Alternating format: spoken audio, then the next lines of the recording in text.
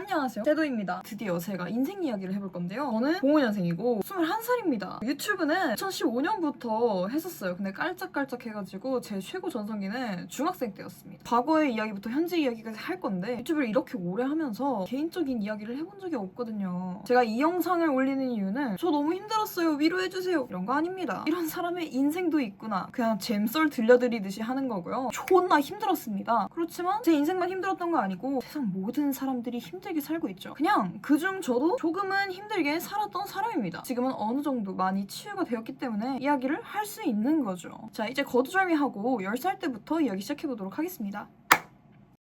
제 가정 환경부터 한번 이야기해볼게요. 저는 2005년에 태어났고 3살 때 여동생을 맞이했고 8살 땐 남동생을 맞이하게 됩니다. 그렇게 K 장녀가 되었고 잠실, 제 고향이라고 할 수 있죠. 제가 5살 때부터 잠실에 살게 됐어요. 저는 맞벌이 집안에서 태어났기 때문에 외할머니가 저를 키워주셨어요. 외할머니 스타일, 포근한 할머니 스타일, 정말 외할머니 손에서 잘 분방하게 잘 노는 그런 아이였습니다. 초등학교 때 전학을 5번을 갔는데요. 일단 첫 번째 학교는요, 한양초등학교라고 이제 한양대학교 부속초등학교인데 사립초등학교 후기, 제가 물론 2학년밖에 안 다녔지만 1학년 때부터 교복을 입고 초등학교를 다녔고 6, 7교시 막 이렇게 했어요. 이제 초등학교 1학년 때 제가 한 80점인가 맞았는데 선생님이 은채 공부 잘하는 줄 알았는데 80점밖에 못 받았네? 라고 하는 그런 순간들이 조금 기억이 나는 편이고요. 어쨌든 3학년이 될 때 그냥 집 앞 초등학교로 전학을 갔거든요. 저도 이때 왜 전학을 가게 됐는지 모르고 아직도 몰라요. 제가 봤을 때는 집안 사정 때문에 그런 것 같아요. 왜냐면 사립초등학교가 조금 비싸잖아요. 엄청나게 부잣집은 아니었지만 저는 어렸을 때 제 형편에 대해서 걱정해본 적은 없어요. 10살 때까지는. 약간 10살 때부터 좀 휘청했던 것 같아요. 그래서 제가 전학을 가게 된 것 같고요. 그냥 집 앞에 있는 학교를 다니게 됩니다. 그런데 이 학교를 1년밖에 못 다니게 돼요. 갑자기 회사를 잘 다니던 아빠가 계속 집에만 있었어요. 동생이 2012년에 태어났으니까 아마 그걸로 육아휴직을 쓴 것 같아요. 이제 그때부터 좀 유튜브가 스멀스멀 올라오던 시기였는데 유튜브가 너무 하고 싶은 거예요. 영상 만드는 게 좋았어요. 아빠한테 구글 계정을 만들어줘라 이렇게 하거든요. 근데 까여요. 저는 2번 부탁하지 않습니다. 그냥 이제 마음속에만 품고 있었죠. 2014년 겨울쯤부터 집안 분위기가 존나 싸하죠. 엄마는 일을 나갔다가 일을 관뒀다가 또 일을 나갔다가 관뒀다가 많이 반복을 했어요. 막 엄마가 안 들어오면은 밤 9시만 넘어도 엄마가 사고 났나? 이런저런 상상도 많이 했었죠. 근데 엄마가 아예 하루를 안 들어왔던 적이 있었던 것 같아요. 그 다음날 아빠가 막 짐을 싸래요. 필요한 모든 짐을 다 싸고 친할머니 집에 가겠대요. 친할머니 집 놀러 가나 보다. 한 달에 한 번? 어릴 때부터 계속 친할머니 집에 갔었거든요. 그러니까 놀러 가는 형식으로. 근데 그날부터 이제 친할머니 집에서 살게 됐대요. 제 잠실집이 비밀번호가 바뀌어져 있어서 엄마가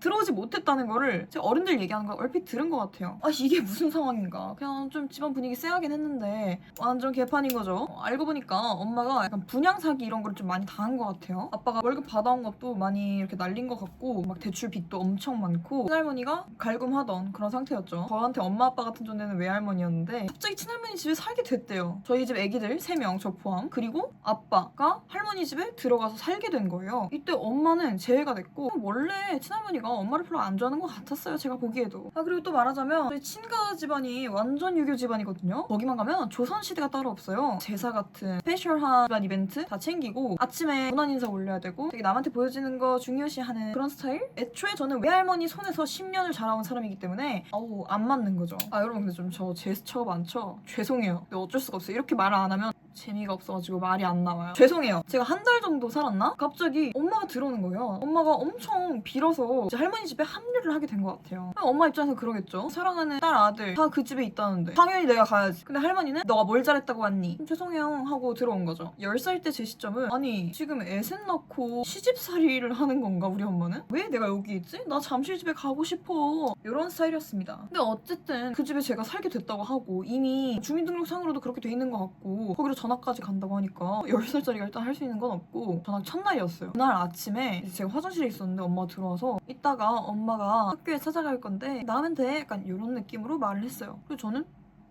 알겠어. 자, 10살 때 이제 2번째 전학을 가게 됩니다. 한 2교시가 끝나니까 진짜 엄마가 밖에 있는 거예요. 선생님을 부르고 은채가 오늘 아파가지고 조퇴를 해야 될 것 같다 이렇게 말을 하셨어요. 그리고 이미 동생은 나와 있는 상태였어요. 어머, 이게 뭔 상황? 나갔어요. 엄마, 나 안 아픈데? 너 안 아프지? 지금 우리 어디 갈 데 있어 하고 콜택시라고 써있는 택시가 왔어요. 그때 호텔?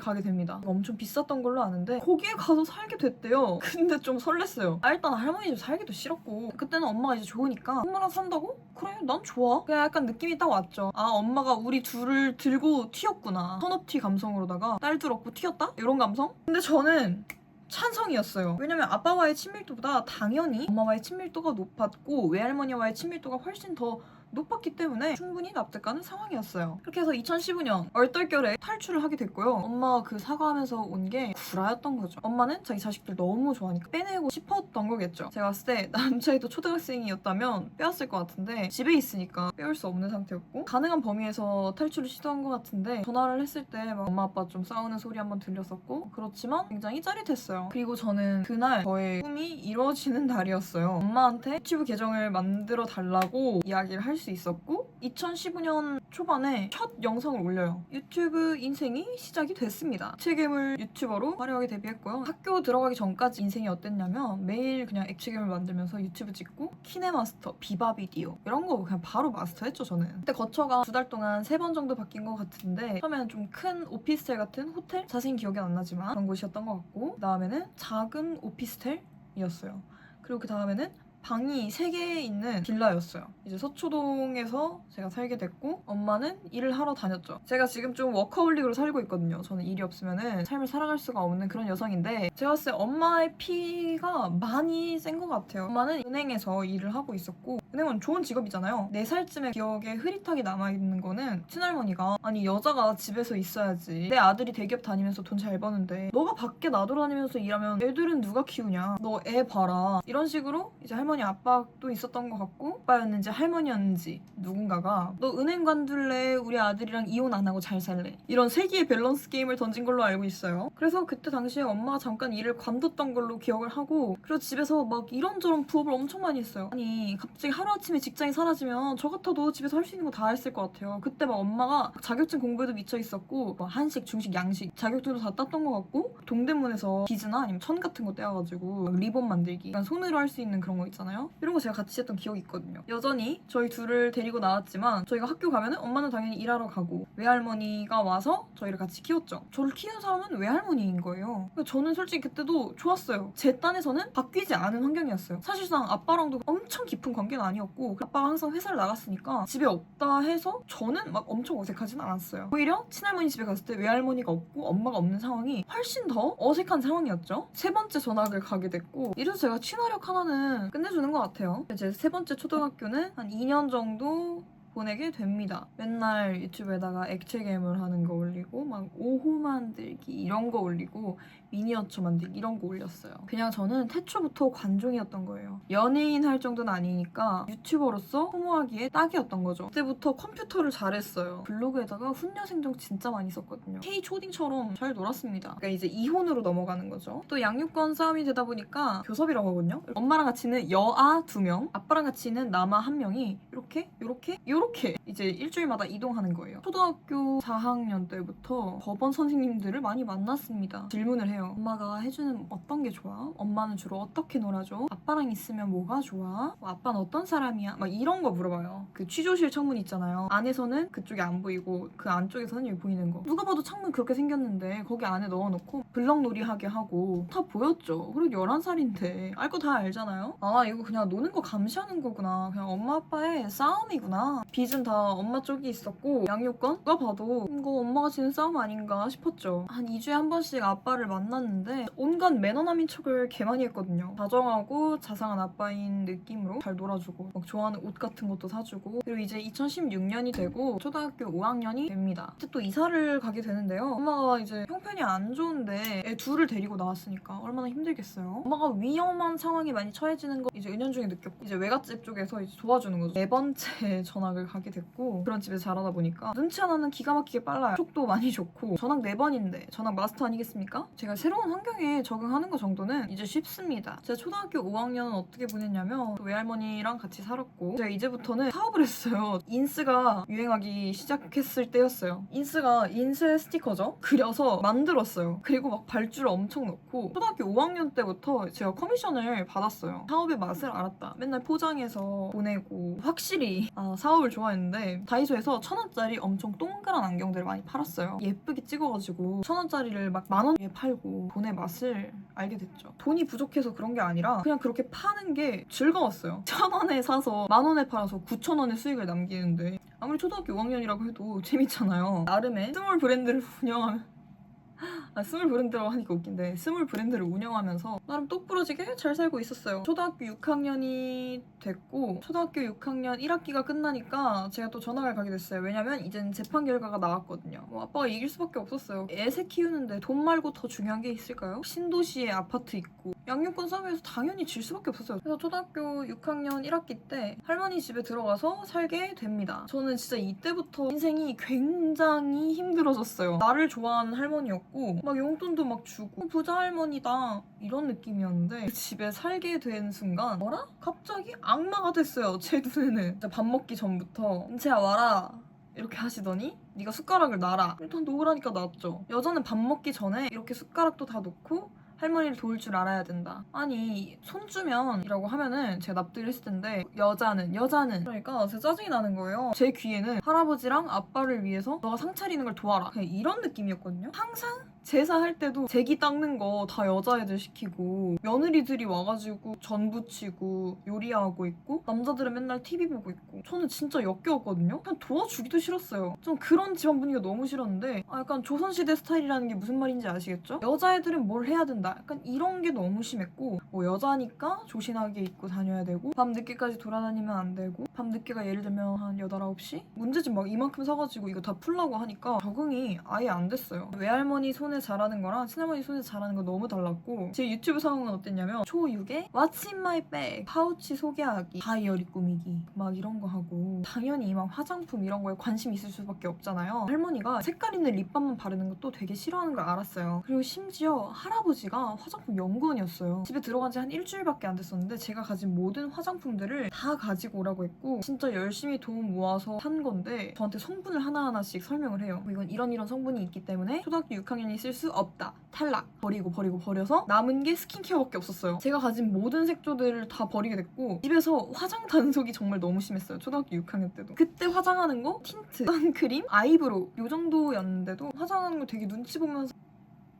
그래서 다 버리게 되고 그때 처음으로 가슴이 찢기는 듯한 그런 느낌을 받았거든요. 나름 1,500명 정도의 구독자를 가진 유튜버였지만 비록 그 정도였지만 초등학교 6학년인 제가 이뤄낸 결과였고 이 화장품은 초등학교 6학년 유튜버로서 해야 되는 의무였기 때문에 쓰레기통에 들어가는 그 순간을 눈 뜨고 볼 수가 없었어요. 그래서 뒤에서 눈물을 흘렸죠. 씨발 슬프다.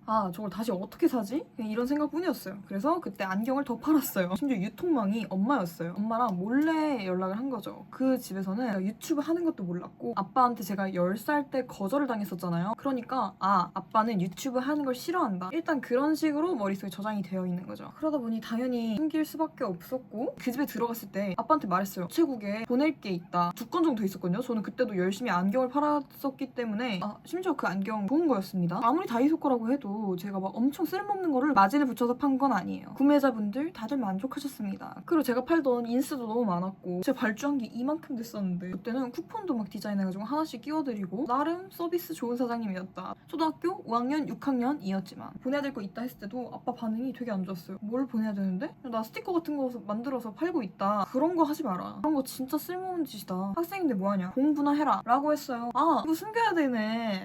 그렇게 말한다고 해서 듣겠어요? 절대 들을 아이가 아닙니다. 아빠는 몰랐던 것 같아요. 제가 이렇게 워커홀릭 여성인지 전혀 몰랐던 것 같아요. 학생은 당연히 공부만 해야 된다 라는 인식이 좀 셌던 것 같아요. 이제 엄마라는 유통망을 통해 안경을 계속 날랐죠. 그래서 이제 돈을 조금 더 모으고 갑자기 2,000명 정도를 찍고 애드센스를 활성화하게 됩니다. 진실된 유튜버가 된 거죠. 유튜브로 돈을 벌 수 있게 됐으니까요. 제가 무려 초등학교 전학을 5번이나 갔고 6개의 초등학교를 다녀봤죠. 전학 마스터가 됐고 나름의 스몰 브랜드를 계속 운영하면서 살고 있었어요. 그리고 중학교 1학년 때 가출을 하게 됩니다. 다음 편에서 계속 중학교 1학년은 최악이었던 것 같아요. 초등학교 때는 저를 아는 친구들 많이 없었는데 중학교 1학년 되고 얼굴을 비추면서 제 유튜브가 더 커지게 됐어요. 거의 10,000명까지 이렇게 쫙 끌어올렸던 것 같아요. 중학교 때 많은 친구들이 제가 유튜브를 한다는 거를 알게 됐어요. 지금 친구들이 유튜브 시작한다고 하면은 그럴 수 있지. 인플루언서 한다? 그럴 수 있지. 이런 느낌인데 그때 당시엔 전혀 아니었고 애초에 막 중학교다 보니까 애들이 막 가오에 쩔어있고 저는 그런 거 없었거든요. 중학교 1학년 브이로그 못된 고양이 가는 거 찍고 그랬단 말이에요. 선배들도 쟤야 뭐 유튜브 하네 야? 이런 시선도 많았고 좋은 시선만은 아니었던 것 같아요. 중학교 1학년 담임 선생님도 별로였어요. 그냥 다 별로였어요. 그리고 또 집안에 들어오면은 공부하라고 압박 들어오고 힘들었어요. 둘째는 할머니가 시키는 집안일도 다 하고 그런 스타일이었거든요. 그러니까 항상 비교를 하는 거예요. 편식도 심하고 막 그랬거든요. 편식하는 걸로 많이 갈굼당하고 스트레스가 이만저만이 아닌 거예요. 왜냐면 외할머니는 안 그랬거든. 할머니 나 이거 안 먹을래. 그래 먹지 마라. 할머니한테 말도 못 갔어요. 저 이거 안 먹을래요. 뭐 눈치 보고 좀 많이 울었던 것 같아요. 그리고 중학교면은 시기상 사춘기 올 나이도 맞고 여러모로 많이 힘든 거죠. 이게 털어놓을 사람도 없고 힘들다고 막 말을 막 잘하는 스타일이 아니에요. 언제는 한번 체육대회 메이크업을 찍고 있었어요. 근데 화장하는 것도 반대했었고 유튜브 하는 것도 모르는데 이제 막 아빠가 이제 들어오려고 하는 거죠. 차마 그 화장한 얼굴도 잘 못 보여주겠어가지고 좆됐다 싶은 마음에 이렇게 잠갔죠. 머리 했는데 이상해가지고 아빠가 빡친 거죠. 많이 화를 냈어요. 아빠한테도 못 보여줄 것 같으면 하지 마라. 그런 식이었고 그 집에서는 혼났던 기억밖에 없고 초등학교 6학년 2학기에 그 집에 들어가서부터 중학교 1학년 때까지 행복했던 그 기억이 없어요. 원래 무언가를 했던 기억 밖에 없어요. 이 집에서는 전혀 못 살겠다 싶었죠. 중학교 1학년 여름 방학식 날이었어요. 제가 일단 필요한 것들 위주로 해서 싹 다 싸고 학교를 가는 척 가출을 하게 됩니다. 그 전날 엄마랑 이미 상의를 해놨어요. 엄마 나 이 집에서 못 살겠어. 나 내일 방학식인데 방학식 일찍 끝나니까 나 데리러 와. 나 여기 집에서 못 살겠고 나 원래 살던 잠실로 돌아갈래. 라고 해서 엄마가 오케이. 2018년 14살 권은 채 첫 번째 가출식. 엄마도 지금 형편이 좋은 때가 아니잖아요. 하루아침에 가출하겠다고 하고 집 구해달라고 하니까 반지하를 가져오게 됩니다. 사실 반지하여도 상관이 없어요. 그 집에서의 거의 1년 동안이 진짜 지옥이었어요. 엄마 아빠가 이혼한 거? 그거보다 훨씬 더 큰 지옥이었어요. 낯선 환경도 그렇고 제가 좋아하는 일을 할 수 없다는 게 그냥 제일 싫었어요. 일단 탈출할 수 있다는 것만으로도 너무 행복했고 집에 나왔을 때 그 집에서 난리가 났죠. 중학교 1학년짜리 애가 없어졌으니까 제가 경찰에 실종 신고랑 엄마가 납치한 것 같다는 그런 신고를 한 거죠. 근데 저는 나갈 때 가출 편지를 쓰고 나갔거든요. 이 집에서 사는 게 너무 힘들고 내가 원하는 바를 이룰 수가 없고 이 집에서의 모든 게 다 나랑은 안 맞는 것 같다 라고 제 책상에 편지를 남겨놓고 갔어요. 당신들이 뭘 잘못했는지 좀 알았으면 좋겠다 이런 식으로 생각을 했죠. 그들이 반성할 줄 알았어요. 근데 부모님이 이혼과 양육권이 걸려있는 그런 문제다 보니까 그들 입장에서는 어떻게 해서 애셋 다 데려왔는데 애 하나가 나간다고? 재판 또 해야 되잖아? 이런 식으로 사고가 되는 거죠. 근데 저는 그게 제 할 바가 아니죠. 양육권 제가 선택할 수도 없었고 불려왔는데 이 집에서 저한테 극심한 스트레스를 줬고 그래서 저는 나갈 거예요. 저의 입장은 그거인 거죠. 그리고 그게 맞죠. 어른들의 싸움을 14살짜리가 감당해야 할 필요가 있을까요? 그건 아니죠. 그리고 그 사람들이 잘못한 게 맞잖아요. 제가 힘들 수밖에 없었고 그런 힘든 상황을 공유할 수도 없는 수준으로 저를 대했기 때문에 당연히 나갈 수밖에 없죠. 네, 많은 중학생들이 부모와의 갈등을 겪겠죠. 그런데 가출을 쉽게 할 수 없는 이유 당연히 갈 곳도 없고 돈도 없고 살아갈 수가 없으니까 다 참고 하는 거죠. 그런데 저는 상황이 다르잖아요. 저를 구원해줄 엄마가 있었고 SOS 콜을 쳤고 엄마는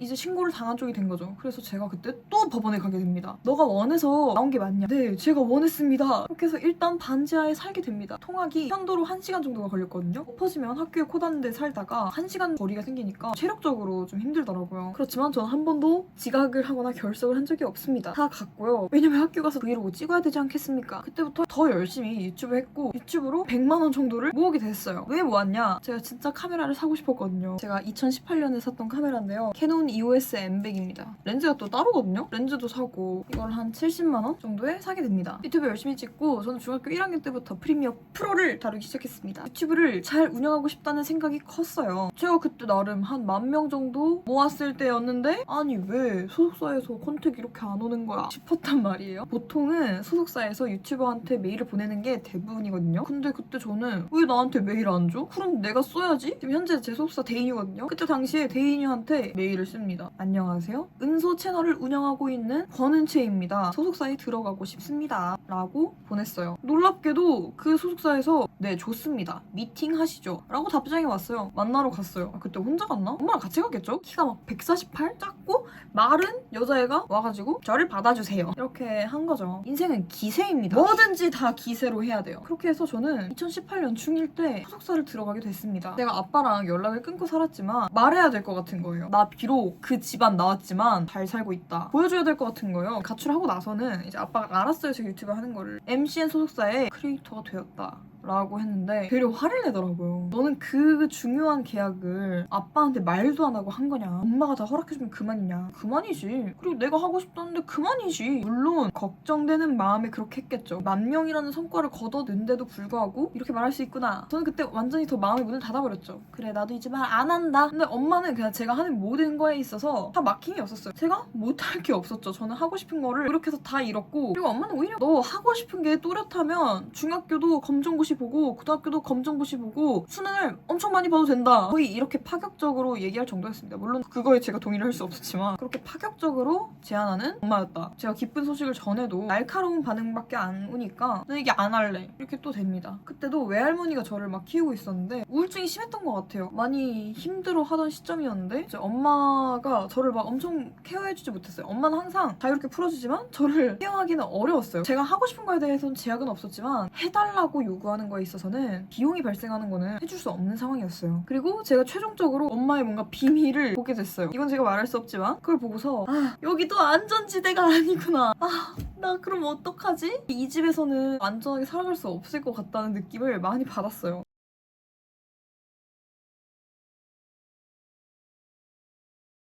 그리고 무엇보다 평생 아파트에서만 살던 제가 반지하살이를 하니까 정말 적응도 어려웠습니다. 14살에 반지하를 처음 살아보고 정말 반지하 어려운 곳이구나 싶었습니다. 겨울에도 찬물로 머리를 박박 씻을 정도였고요. 그 반지하 정말 힘들었어요. 가정에서 정서적으로 괴롭히는 사람은 없었지만 그냥 환경 자체가 여기는 너무 심각한 거예요. 이거 진짜 내 인생 밸런스 게임이다. 그 집에 박차고 나와서 이렇게 문전박대를 당하는 상황에서 다시 내가 그 집에 들어갈 수 있을까? 그런 생각을 했는데 중학교 1학년 때부터 디미고에 가고 싶었어요. 근데 디미고 거의 학비가 3,000 정도 됩니다. 제가 디미고에 가도 엄마는 학비를 못 내줄 것 같은 거예요. 그리고 디미고 가려면 공부도 잘해야 되는데 저는 학원을 다닐 때랑 안 다닐 때랑 성적 차이가 너무 극명해서 나 학원도 다녀야 되는데 난 나한테 들어갈 돈이 너무 많은 걸 내가 너무 아는데 엄마는 그걸 못 해줄 것 같다. 오케이, 그러면 그 집에 구질구질하지만 들어가서 대학교까지 그 집에서 뽕 뽑고 온다 라는 저만의 작전을 세웠습니다. 진짜 그 집에 가서 잃었어요. 그 집에서는 너 때문에 집안 박살났다. 집안을 그렇게 망신시킬 수 있냐. 너 때문에 재판 또 하고 변호사비 날리고 그런 식으로 말을 하더라고요. 저는 솔직히 반성을 할 줄 알았어요. 14살짜리가 왜 가출했는지부터 그 마음을 헤아려줄 생각은 없으셨던 건가요? 없었나 봐요. 그냥 저를 보자마자 나무라기 시작했어요. 나는 너한테 못해준 게 없는데 우리 집안을 배신할 수가 있냐.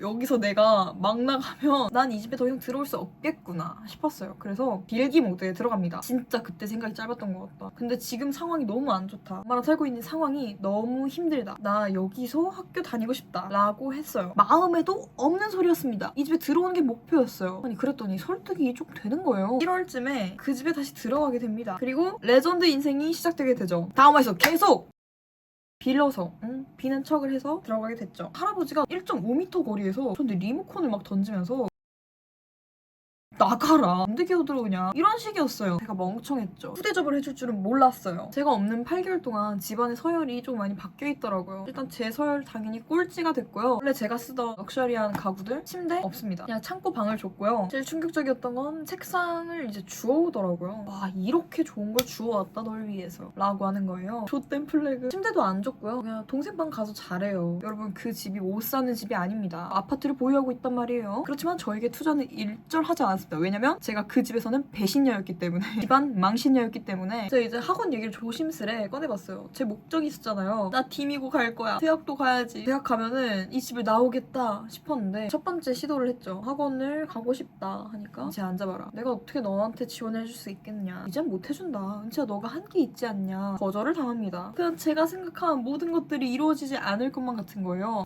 오케이. 뭐 잘 못하는데 뭐 학원도 못 보내주겠다고 하고 방학이니까 열심히 유튜브에 올인해야겠다 싶었던 거죠. 2만 명, 3만 명 이렇게 되던 시점이었기 때문에 나름 학생 유튜버 중에서 저 잘 나왔던 거 맞죠? 제 브이로그 진짜 잘 나오면 50만씩 나왔습니다.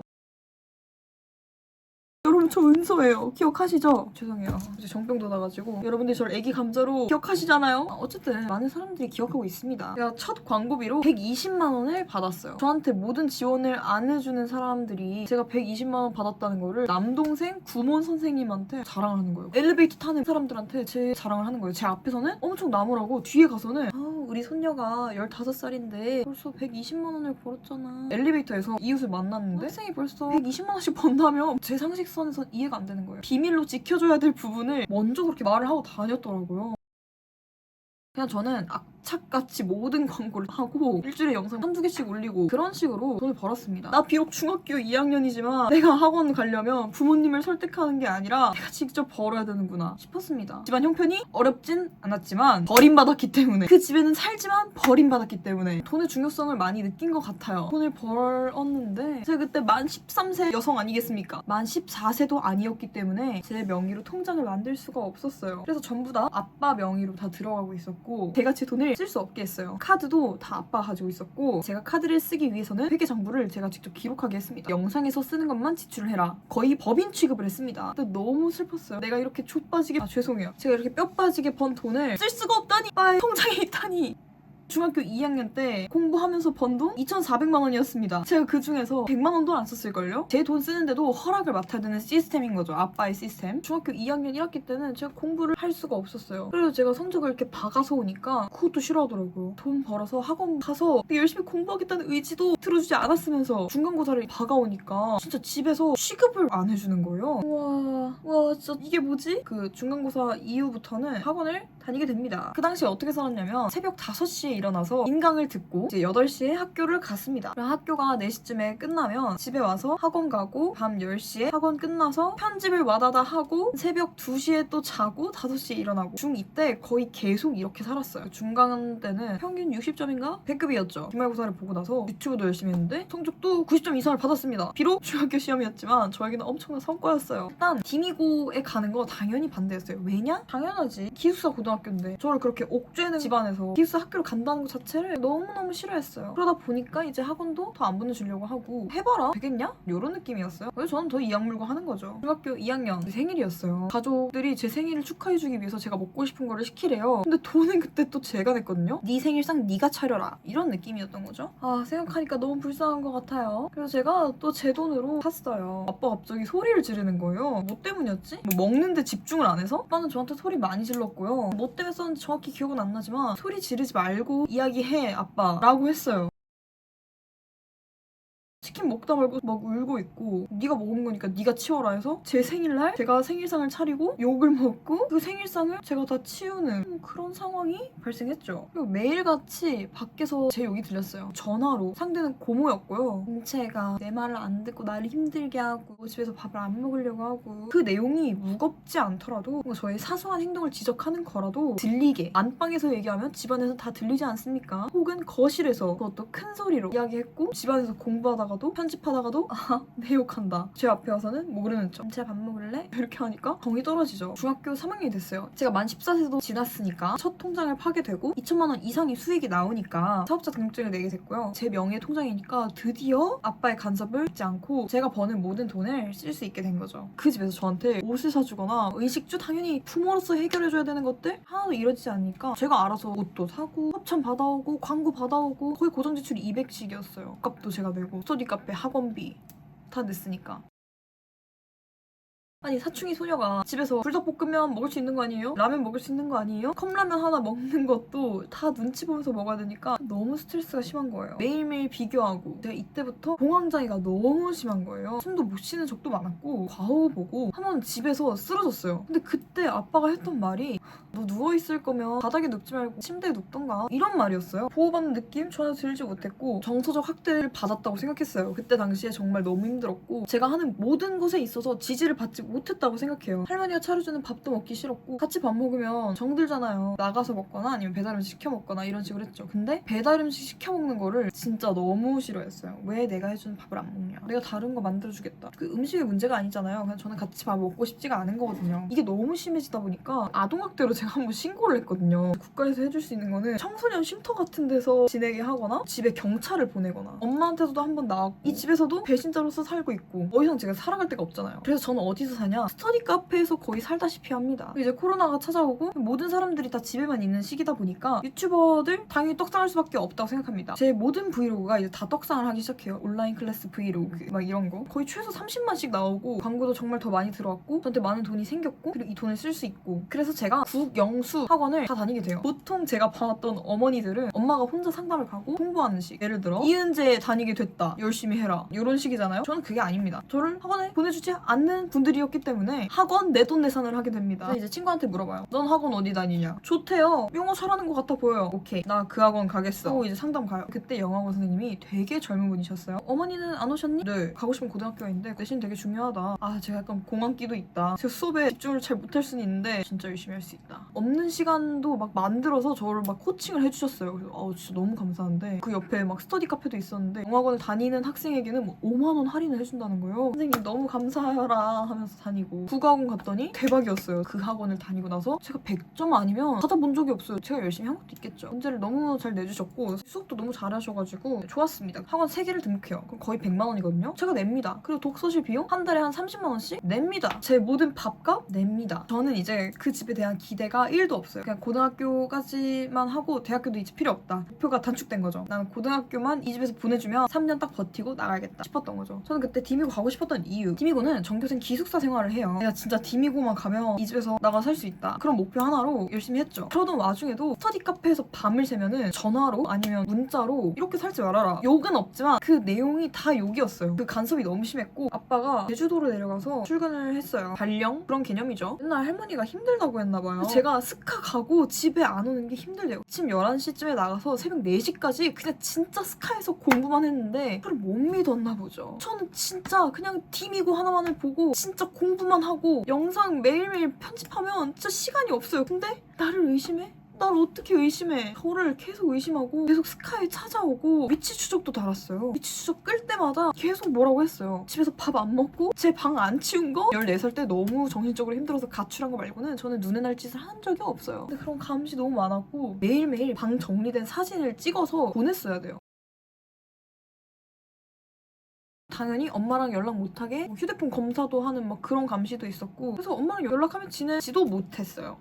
그래, 나 진짜 디미고 가자. 디미고만 가면 된다. 이런 마음으로 매일 공부하고 매일 편집하고 그렇게 살아갑니다. 다행히도 잘했어요. 거의 전과목 평균 98점 막 이렇게 나오니까 오케이, 나 성적도 되고 나 유튜브 열심히 하고 디미고 원서 접수할 수 있게 된다. 그리고 또 제가 이때 정말 감사한 거, 중학교 3학년 때 친구들 그리고 선생님 다 너무 잘 만났어요. 중학교 3학년 때 선생님이 제가 의지할 수 있는 어른 중 한 분이었고 디미고 원서도 되게 잘 써주셨어요. 제가 입시하는 전년도부터 창업특기라는 게 생긴 거예요. 창업특기 경쟁률 어떻게 되나요? 8대1인가 뭐 그렇대요. 씨 센데? 전국에서 3명밖에 안 뽑는데요? 근데 나 아니면 누가 할 건데? 중학교 3학년에 사업자 등록증이 있는 사람이 몇 명이 되겠어? 자소서를 막 쓰는 거죠. 창업특기 실적서 이런 것도 쓰고 제가 그때부터 실화를 기반으로 해가지고 말을 이렇게 크게 만드는 기술을 터득했어요. 1차 합격하고 2차 면접을 보는데 이게 코로나여가지고 제가 입시할 때만 온라인으로 했던 걸로 알아요. 주변을 둘러봐주세요 하면 보여주고 지원 동기, 자기 어필, 기숙사 생활에 자신 있는지 그런 식의 질문이었고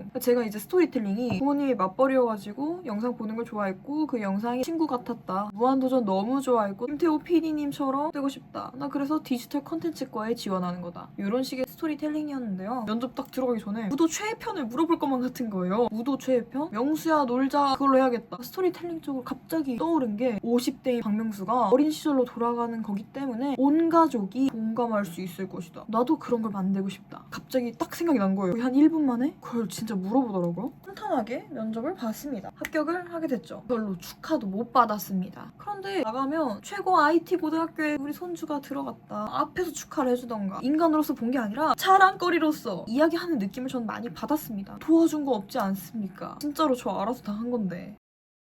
오케이. 제 동생이 이제 수능 끝나가지고 왔는데요. 저는 몰랐는데 제가 디미고 붙고 나서 했던 말이 있대요. 자기 분수에 맞는 고등학교를 안 가고 이상한 데를 갔다고. 그리고 제가 집을 나간 후에는 그런 얘기를 했대요. 디미고 한부모 과정으로 지원해서 간 거 아니냐고. 내가? 응. 씨발 창업특기로 갔는데 왜 자꾸 그렇게 내 노력을 부인하고 지랄하는지 난 모르겠어. 그리고 경희대학교 붙었을 때 뭐라고 했어? 경희대가 어디 있지? 진짜 죄송한데 그 저희 가문에서 경희대학교가 지금 제일 높거든요? 그런데 경희대학교 어디인지 모른다는 거는 제가 조금 상처가 되더라고요. 지원하는 학교들은 보통 다 전기고등학교잖아요. 더 이상 기말 공부를 할 필요가 없었어요. 중학교 성적 200점 만점에 한 190점으로 이미 끝났고 또 공부 잘하는 애들이 오는 학교라고 하니까 고등학교 공부를 하고 싶었어요. 그게 이득 아닙니까? 근데 그게 이해가 안 됐나 봐요, 아빠는. 제가 심지어 수학학원 가는 날이 아니었는데 밤을 새서 편집을 하고 이제 겨우 한 30분째 자던 시점에 갑자기 전화를 해가지고 또 소리를 막 지르더라고요. 너 지금 학원 갈 시간 아니냐. 이렇게 인생 살 거면 유튜브도 때려치고 기미고도 포기해라. 이미 합격했는데 뭘 포기합니까? 자다 깨서 듣는 전화는 너무 스트레스 받잖아요. 전 밤을 샌 상황이었고 그러니까 학원 가는 날이 아닌데 제가 그것도 모르고 자고 있는 줄 알고 그렇게 전화를 해서 욕을 하는 거예요. 너 이럴 거면 유튜브 하지 말아라? 내가 지금 어떤 마음으로 유튜브를 하고 있는데 그런 말을 하고 팀이고 이것 때문에 어떻게 살아왔는데 이걸 포기하라 하고 그 짧은 시간 동안 전 너무 또 서럽고 슬픈 거예요. 또 자다 말고 울고.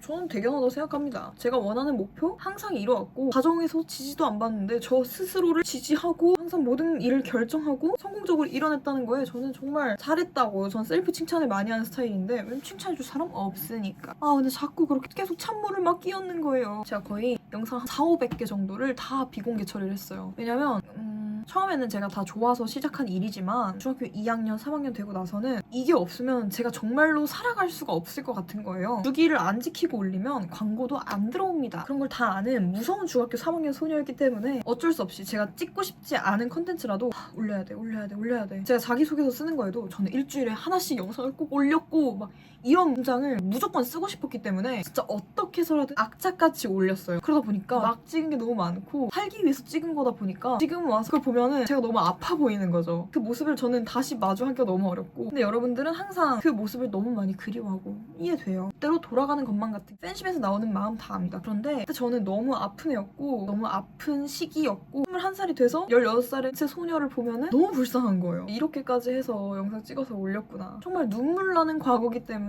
제가 다시 볼 수가 없어요. 다시 또 정신 아픔이 돋기 때문에 그걸 보기가 너무 힘들어요. 그리고 제가 지금은 영상을 많이 올리고 있고 또 다른 컨텐츠, 뭐 디자인 컨텐츠도 올리고 이렇게 하고 있으니까 예전만큼의 그런 댓글들은 많이 없어졌는데 20살 때까지만 해도 지금 존나 노잼이다. 그냥 예전 영상이나 풀어라. 이런 댓글들도 너무 많았고 그때마다 정병이 계속 돋았어요. 제가 그걸 다시 봤을 때 괜찮아진다면 그때 다시 한번 풀어보겠습니다. 진짜 너무 감사해요. 저보다 제 영상을 더 잘 기억하고 있어요. 청년다방 먹는 영상 풀어주세요. 통장일기 풀어주세요. 기억해주셔서 너무너무 고마워요. 40살 되고 풀게요. 그리고 이제 디미고 학비가 나오는데 뭔가 너무 쎄한 거예요. 학비도 안 내줄 것 같았어요. 진짜 혹시나 하는 마음에 아빠한테 학비 내줄 거지? 그걸 내줄 줄 알았어? 내가 내줘야 돼? 이러더라고요.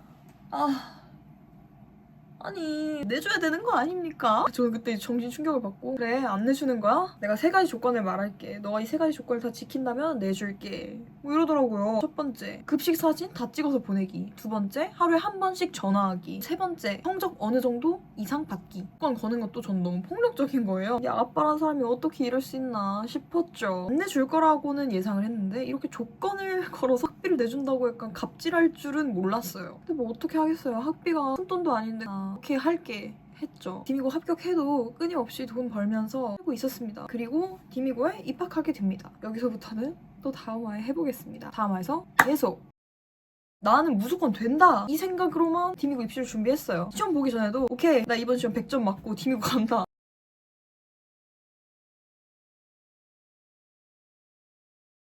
디미고에 입학하게 됐고 이제 2021년입니다. 고등학교 1학년이 되었고요. 그때도 코로나가 한창이었어가지고 또 격주 등교를 했어요. 2주 온라인 클래스하고 2주를 이제 학교 기숙사에서 살았어요. 3월 셋째 주부터 학교에 가게 됩니다. 그 집에서 있는 게 너무 힘들었는데 해방되니까 나을 수 없을 줄만 알았던 공황이 닿았어요. 학교 안산에 있거든요. 산을 깎아서 만든 학교예요. 공기가 얼마나 좋겠어요. 매일 친구들이랑 산책하고 좋은 공기 마시고 그 사람들의 목소리조차도 안 들리니까 이거 완전 힐링 캠프다. 저는 그 2주에 극락을 느꼈어요. 제가 즐겁게 살던 초등학교 6학년 이전으로 돌아간 것만 같았고 브이로그 열심히 찍으면서 잘 살았어요. 디미고 생활 6시 반에 일어나서 5시까지 정규 수업하고 5시부터 11시 정도까지 6시간이 자습인데 야자라고 하죠. 저는 그 시간들이 너무 행복했어요. 6시 반에 일어나는 거 최고. 그냥 눈이 떠져요. 학교에 수업 듣는 거 재밌어. 그리고 급식 너무 맛있어. 제가 또 돈도 안 써도 되고 6시간 동안 자습? 애들 너무 힘들어하는데 저는 2주는 와 공짜 독서실 미쳤다. 진짜 너무 좋았어요. 저는 그 2주에 새로 태어났어요. 그 3가지 조건이 있잖아요. 잘 못 지켰죠.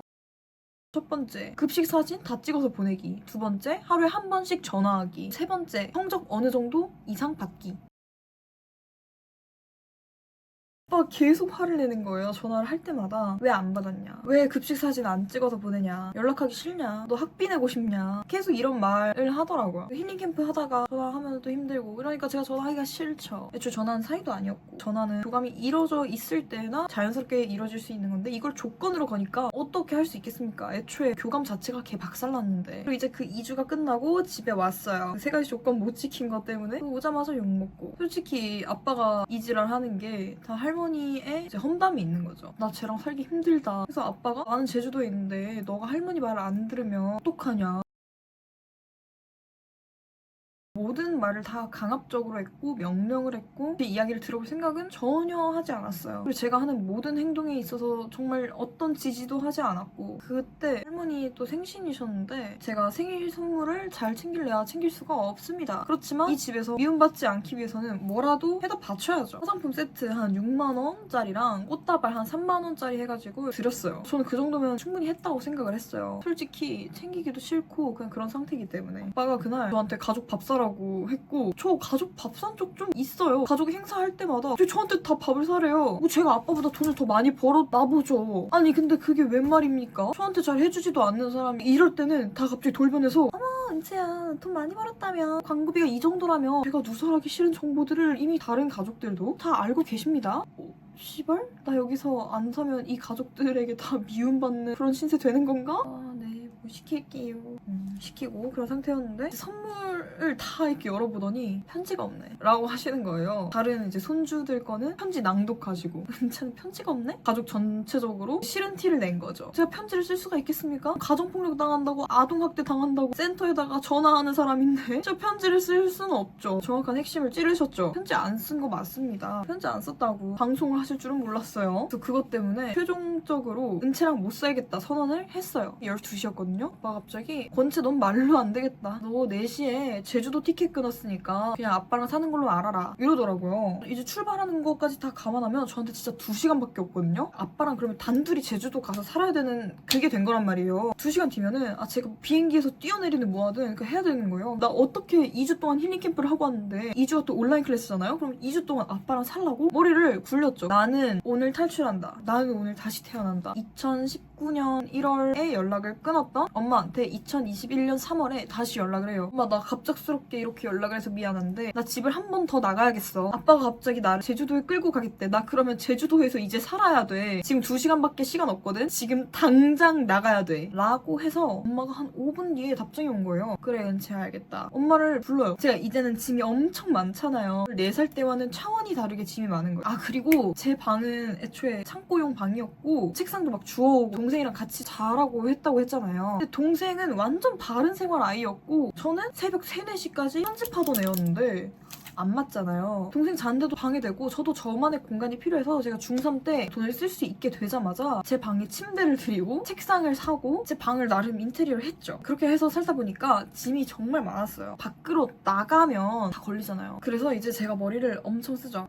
일단 엄마 오고 있는 거고 내 짐을 최대한 티 안 나게 엄마 차에 실어야겠다 싶은 거예요. 진짜 개 두꺼운 패딩 있잖아요. 패딩 같은 거에다가 옷을 이렇게 싸요. 그렇게 될 만한 모든 패딩에다가 그렇게 해서 다 싸요. 옷 덩어리를 한 6개 정도를 만들었어요. 저 6층 살았거든요. 엄마 1층에 있으라 하고 창문을 열고 밖으로 던져요. 사람들이 다 없었어요. 정말 위험한 상황 전혀 아니었고 다 옷만 던졌어요. 1층에 엄마 불러가지고 사람들 다 못 오게 했고 던졌어요. 그래서 옷 다 처리하고 또 꼼수 쓴 거. 책이 너무 많아서 비행기 이거 수화물 안 된다. 편의점 택배를 보내겠다. 제가 필요한 모든 짐들 일단 재빠르게 다 싸서 편의점 택배 보내러 가는 척 엄마 차에 타요. 제가 동생한테 말했죠. 솔직히 동생한테 말하는 것도 약간 도박을 걸면서 말했어요. 이 언니는 여기 못 있는다. 내가 여기서 제주도에 끌려가느니 돈 없는 엄마한테 가느니 지금 상황보다 100번 낫다. 이 언니는 갈 거다. 와 언니 진짜 좆된다. 제가 동생한테도 물어봤어요. 넌 안 갈래? 난 여기 좀만 더 버틸게. 난 못 가. 왜냐면 또 동생은 집안일 이렇게 잘 돕고 독학도 열심히 해가지고 당신 성적도 좋았고 할머니 눈에 나는 일을 안 했어요. 그러니까 저야 돈을 벌어서 막 나갈 수 있었던 건데 동생은 그게 아니니까 걔는 현실과 일찍 타협을 하고 계속 성질을 다 죽이고 산 거죠. 그거 아니면 걔는 살아갈 방법이 방법이 없으니까. 오케이. 지금의 선택 후회하지 마시고 이 언니는 간다. 편의점 택배 보낸다 구라치고 지금 엄마 차 실을 거거든? 이거 빨리 지하 주차장까지 이 언니를 돕거라 해서 동생이 응원하고 다 날라줬어요.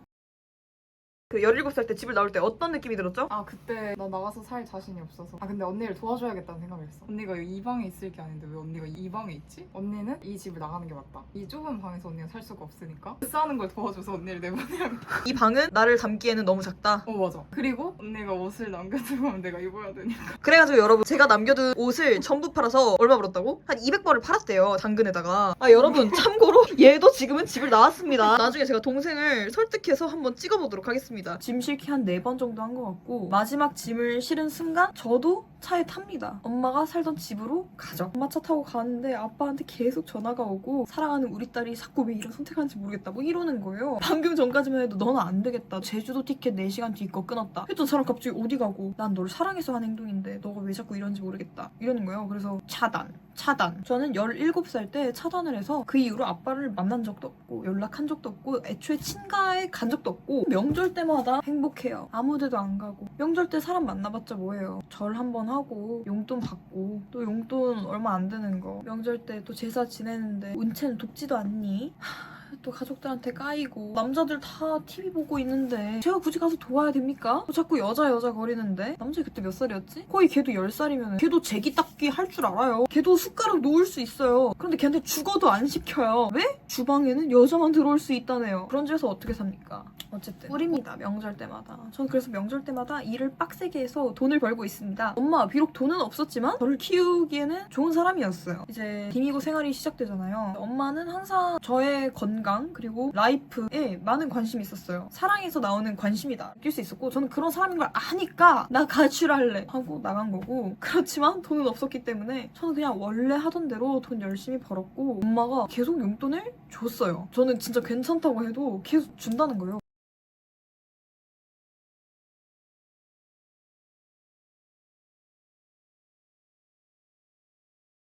그러니까 진짜 정서적으로 너무 안정이 되는 거예요. 제가 하는 모든 일에 대해서 엄마는 다 존중을 해주니까 오히려 일에 대한 그 강박이 없어지는 거예요. 디미고에 가니까 여러 프로젝트를 하게 됐죠. 제가 창업 특기자로 들어와서 창업 대회 같은 거를 필수적으로 나가야 됐어요. 거기 나가서 친구들이랑 프로젝트에 너무 집중을 하다 보니까 유튜브에 영상을 올려야 된다는 그 강박이 사라지는 거죠. 그렇게 해서 점점 제가 진짜 하고 싶은 게 뭔지 그때 진짜 찾았던 것 같아요. 창업 놀이입니다. 그렇지만 그때 당시에는 그게 전부였고 그게 인생이었어요. 저는 엽떡 먹으면은 빨간 골목 남잖아요. 그거 지우는 거 그 성분 맨날 개발하고 있고 저는 과학 선생님이랑 얘기하고 화학 성분표 막 찾아보고 제가 영상을 또 만들던 애다 보니까 이제 영상으로 막 마케팅 한 거예요. 저 지금 이거 새벽에 찍고 있는데요. 2시부터 6시입니다. 저는 4시간 동안도 아가리 털 수 있는 사람입니다. 발표도 잘해요. 발표 부문에서 대상 받았거든요. 그 멱살 잡고 그 팀 끌고 갔고요. 제가 할 수 있는 최상의 결과물을 다 냈고요. 그러다 보니까 유튜브를 할 수 없었죠. 애초에 그게 맞아요. 전까지는 유튜브가 저는 거의 생계수단이었고 디미고 입시를 위한 거였는데 물론 이때도 영상을 만드는 게 좋았어요. 정서적인 모든 것에서 다 벗어나고 유튜브 말고도 저에게 좋은 일이 생기니까 저도 거기에 흥미가 너무 붙으니까 유튜브를 접게 돼요. 그때도 같았어요. 아 중학교 3학년 때 나의 그 정신 아픔이 나는 보인다. 사람들은 제 영상 보면서 힘된다 하고 그렇지만 저는 여전히 그 영상이 저는 정신 아픔인 거예요. 그래서 영상을 싹 다 내렸어요. 유튜브에 남긴 영상이 거의 0개일 정도로 싹 다 내리고 커뮤니티 막 글을 써요. 못하겠다. 죄송하다. 지금까지 올린 내 모습이 진짜가 아니다. 막 약간 이런 식의 내용을 써서 많은 분들의 구독 취소를 받게 됩니다. 그럴 수밖에 없죠. 영상 안 올리는데 구독 왜 해? 저였어도 구독 취소했어요. 그리고 많이 잊혀져 갔죠. 학생 유튜버 중에서는 조금 조회수가 나오던 은채소녀가 유튜브 활동을 중단합니다. 현생을 살게 되고요. 그 창업 아이템으로 영상 만들어서 올렸죠. 근데 이게 대회가 끝나고 알고리즘을 탄 거예요. 조회수 하루아침에 갑자기 60만 찍혀있고 저는 그 계정도 잊고 살았는데 CJ 이런 데서 협업하고 싶습니다. 이런 메일 오고 그걸로 이제 스브스 뉴스까지 타게 된 거예요. 그때 느꼈어요. 디미고에서 내가 공부를 좆뱅이 쳐도 성적이 안 나오는구나. 근데 나 이런 대회에서는 먹히네. 소질이 있네. 그리고 이거 존나 재밌다 싶었던 거죠. 오케이! 나 공부 안 해! 나 그냥 창업할래. 스타트업 할래. 이렇게 됩니다. 제품으로 했는데도 대상을 받은 거예요. 다른 친구들은 거의 다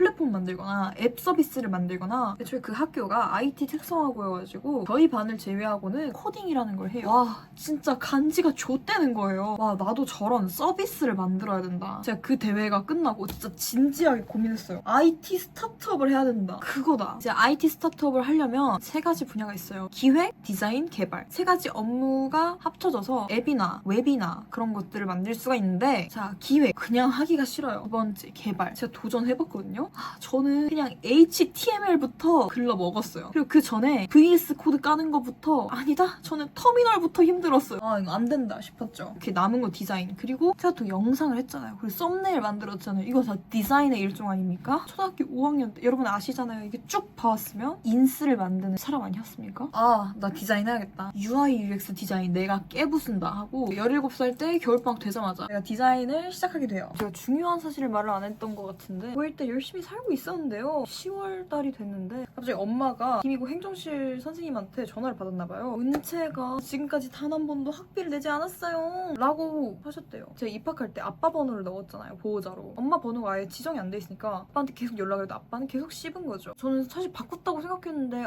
행정실까지는 안 바뀌었나 봐요. 그냥 안 되다가 어떻게 엄마한테 연락이 닿아서 엄마가 그때 해결을 했다는 사실. 엄마가 아빠한테 전화를 해서 물어봤대요. 아무리 그래도 너 딸 아니냐 어떻게 지금까지 학비를 한 번도 안 내고 연체되는 동안에 나한테라도 말할 생각을 안 했냐 라고 하니까 은채는 나와의 한 약속을 지키지 않았고 세 가지 조건을 지키지 못했기 때문에 내줄 이유가 없다. 나는 오히려 약속을 지킨 거다 라고 했대요. 진짜 정신 나갔어요. 진짜 정신 나갔어. 너무 개씨파남자 아무튼 그렇습니다. 그래서 17살 썰까지 풀었습니다. 18살 썰은 다음화에서 계속. 제로 베이스에서 취업용 UIUX 패키지가 있었어요. XD랑 피그마 그때 이제 시작을 하게 됐고요. 제가 어떤 강의를 들은 건지 질문을 많이 받았는데요. 특별한 강의는 아니었고 그냥 기본적인 툴 설명이랑 이론 설명이 있었어요. 요즘엔 온라인 강의가 잘 돼 있어서 어떤 강의를 들어도 툴은 잘 익히실 수 있을 거예요. 강의보다 자신이 어떤 방식으로 경험을 늘려나가는지가 실력 향상을 좌우한다고 생각해요. 저는 어떤 식으로 경험과 실력을 늘린 건지부터 말씀드려보도록 하겠습니다. 저는 첫 프로젝트로 렌즈 어플을 만든 프로젝트를 하게 됐는데요. 학습으로 하는 건데 나름 진지하게 제가 만들어가지고 사업계획서 쓰고 IR 자료라는 것도 있거든요. 그런 것도 만들고 항상 제가 같이 하던 파트너 친구가 있었어요. 투자자 리스트 쫙 뽑아서 다 메일 넣고 몇 군데 연락 오면 온라인으로 미팅하고 그랬죠. 그렇게 해서 18살에 스타트업 디자이너의 길을 걷게 제가 됩니다. 디자인 어떻게 늘었는지도 말씀드릴게요. 일반 동아리 저스트라는 동아리를 제가 만들었어요. 저스트 정말 아직도 잘하고 있어줘서 너무너무 고맙고요. 저스트를 만들었는데 저는 그때 디자인 처음 시작하던 때였고 디자인 어떻게 하는지도 몰랐고 진짜 로고를 만들어야 되는데 너무 어려운 거예요. 동아리장, 저희 동장이라고 하거든요. 동장이었는데 부동장 친구가 저한테 로고를 하루에 30개씩 만들라고 했어요. 만들었죠 그거를. 근데 다 너무너무 별로였던 거고 그래도 계속 만들었고 한 달 동안 로고 2개, 카드뉴스 10개, PPT 6개 등등을 만들었어요. 그걸 방학 때 했고요. 18살 때 뭐를 했냐 창업 팀 만들고 스타트업 일반 동아리도 만들고 동장하고 수행평가 개 열심히 하고 수행평가도 이런 거 했어요. 이런 거 막 다 편집하고 컨텐츠 만들고 또 봉사 동아리도 했어요. 그런 거 할 때마다 제가 모든 디자인을 다 담당했어요. 인터랙트 활동을 하고 있다. 네, 이런 걸 만드는 중이었다고 하네요. 저는 디자인이 꼭 들어가지 않아도 될 일에 꼭 디자인을 넣어보려고 했어요. 그리고 저는 그냥 땅바닥만 있으면 어디든 앉아서 일했습니다. 학생회 홍보부장도 하고 그랬어요. PPT도 매일 만들고 학생의 PPT 끝나면 동아리 PPT 만들어야 되고 대회 PPT 만들어야 되고 또 IR 자료 만들어야 되고 또 앱 디자인도 해야 되고 그냥 매일매일 그냥 디자인만 했어요. 디자인 계정 요겁니다. 여기 가시면 제 디자인들을 보실 수 있어요. 제 첫 디자인부터 해서 싹 다 올려놨습니다. 그래서 단기간에 싹 올랐어요. 저는 2022년에 진짜 열심히 살았어요. 진짜 하루하루가 너무너무 부족했고 저는 이때 경험에 미쳐서 디자인 말고도 여러 경험에 도전했어요. 이런 웹드라마도 찍어보려고 했다가 폭삭 망해보기도 했습니다. 참고로 고2 때는 유튜브를 좀 다시 했어서 제 일상이 좀 남아있는 편이에요. 저도 오랜만에 보니까 되게 신기하고 웃기네요. 제가 완전히 그냥 그때 돌아가지고 대회만 거의 몇십 개 정도 나갔어요. 저 부산 갑니다. 학교 잘 있어라. 수많은 대회 중에 가장 기억에 남는 건 정션이에요. 실제 스타트업 씬에 있던 분들이 주로 참가하는 대회인데 저는 고등학교 2학년 때 친구들과 함께 나가게 됐어요. 이 대회를 나가는 것만으로도 너무 기대돼서 열심히 브이로그를 찍었었죠. 부산이 처음이었는데 이렇게 친구들이랑 여행 가듯이 대회장에 가는 게 정말 행복했어요. 너무 반짝반짝 어려워. 다른 나라 온 거 같아 뭔가. 해커톤은 IT 개발자들이 짧은 기간 동안 모여서 주어진 문제를 해결할 수 있는 서비스를 만들어내는 대회예요. 저는 이때 팀장과 디자이너로 참여하며 브랜딩, 앱 디자인, PPT 디자인 등을 3일 동안 혼자서 다 했어요. 저는 이때 당장 하고 싶은 게 너무 많았고 그것들은 전부 실무였죠. 그런데 실무에 투입되려면 잘해야 되잖아요. 그래서 매일 디자인을 해서 실력을 올리려고 했어요. 그리고 실무에서도 계속 경험을 쌓으려고 이렇게 3인분씩 해야 하는 상황에서도 전부 해내려고 노력했어요. 그러니까 실력이 늘 수밖에 없었던 것 같습니다. 6시에요 6시. 이 사람 지금 30분 잤대요. 있어요. 레전드. 너무 쩔어. 이렇게 만들고 있고요. 이때 저스트 애들이랑 나갔어요. 애들 되게 잘해요. 딱 만들었죠. 이 브이로그는 한번 보셔도 될 것 같아요. 너무 재밌더라고요. 굿.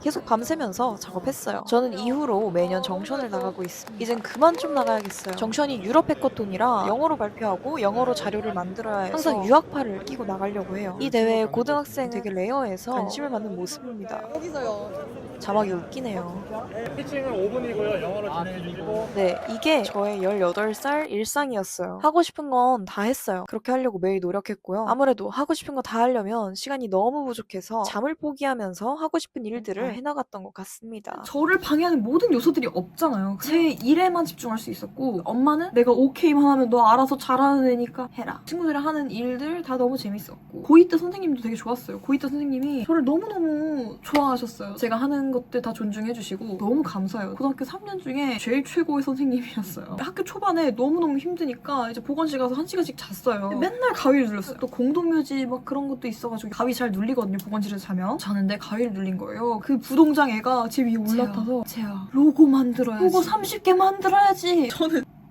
이러고 있고 저를 이제 보건 선생님이 깨우셨어요. 치야 일어나! 네. 하고 일어났죠. 그걸 깨고 나서 제가 다시 잠들었어요. 근데 이제 종소리가 울리니까 진짜로 일어났죠. 이제 선생님한테 저 일어났어요. 선생님 아까 저 깨우신 거 맞죠? 하니까 선생님 들어간 적이 없는데 너무 무서워. 처음부터 끝까지 가위를 눌렸던 거예요. 나왔는데 가위 맨날 눌리니까 가위 눌릴 때마다 너무 스트레스, 너무 힘들고 눈물이 나요. 선생님이 오시는 거예요. 자만추를 했어요. 학교에서. 아무래도 학교니까. 어머 은채야 왜 울어 왜 울어? 땡땡이 때문에 그래? 아니요 걔는 아니고 그냥 너무 힘들어요. 그냥 지금 전 너무 힘들어요. 눈물 떡떡떡. 선생님이 얘 정병인가 보다. 위클래스에 그냥 바로 보내버렸어요. 수업 1시간씩 빼먹으니까 일할 거 많을 땐 힘들었는데 일이 이제 적당할 때는 수업도 안 듣고 전 좋았습니다. 가서 이제 얘기를 해요. 근데 사실 저 되게 정상이거든요. 그냥 일이 많아서 힘들었을 뿐 그냥 선생님 눈에 애가 정병으로 보였을 뿐 위클래스 선생님도 당황해요. 너 대화하다 보니까 다 너무 정상인데? 그래도 은채 이거 뭐 테스트 한번 해보자. 네? 하고 테스트하고 또 정상. 아무래도 정상이기 때문에 왜냐면 또 정병 다 치유되고 나서였잖아요. 근데 이 선생님이 보기에는 애가 보건실에서 나오는데 울면서 나오니까 걱정이 되셨겠죠? 위클래스 그래서 1년 동안 계속 갔어요. 선생님이 보내버리셨어요. 제가 갔다 오면은 은채 위클래스 잘 다녀왔어? 어때? 좀 괜찮지 않아? 네 저는 좋았습니다.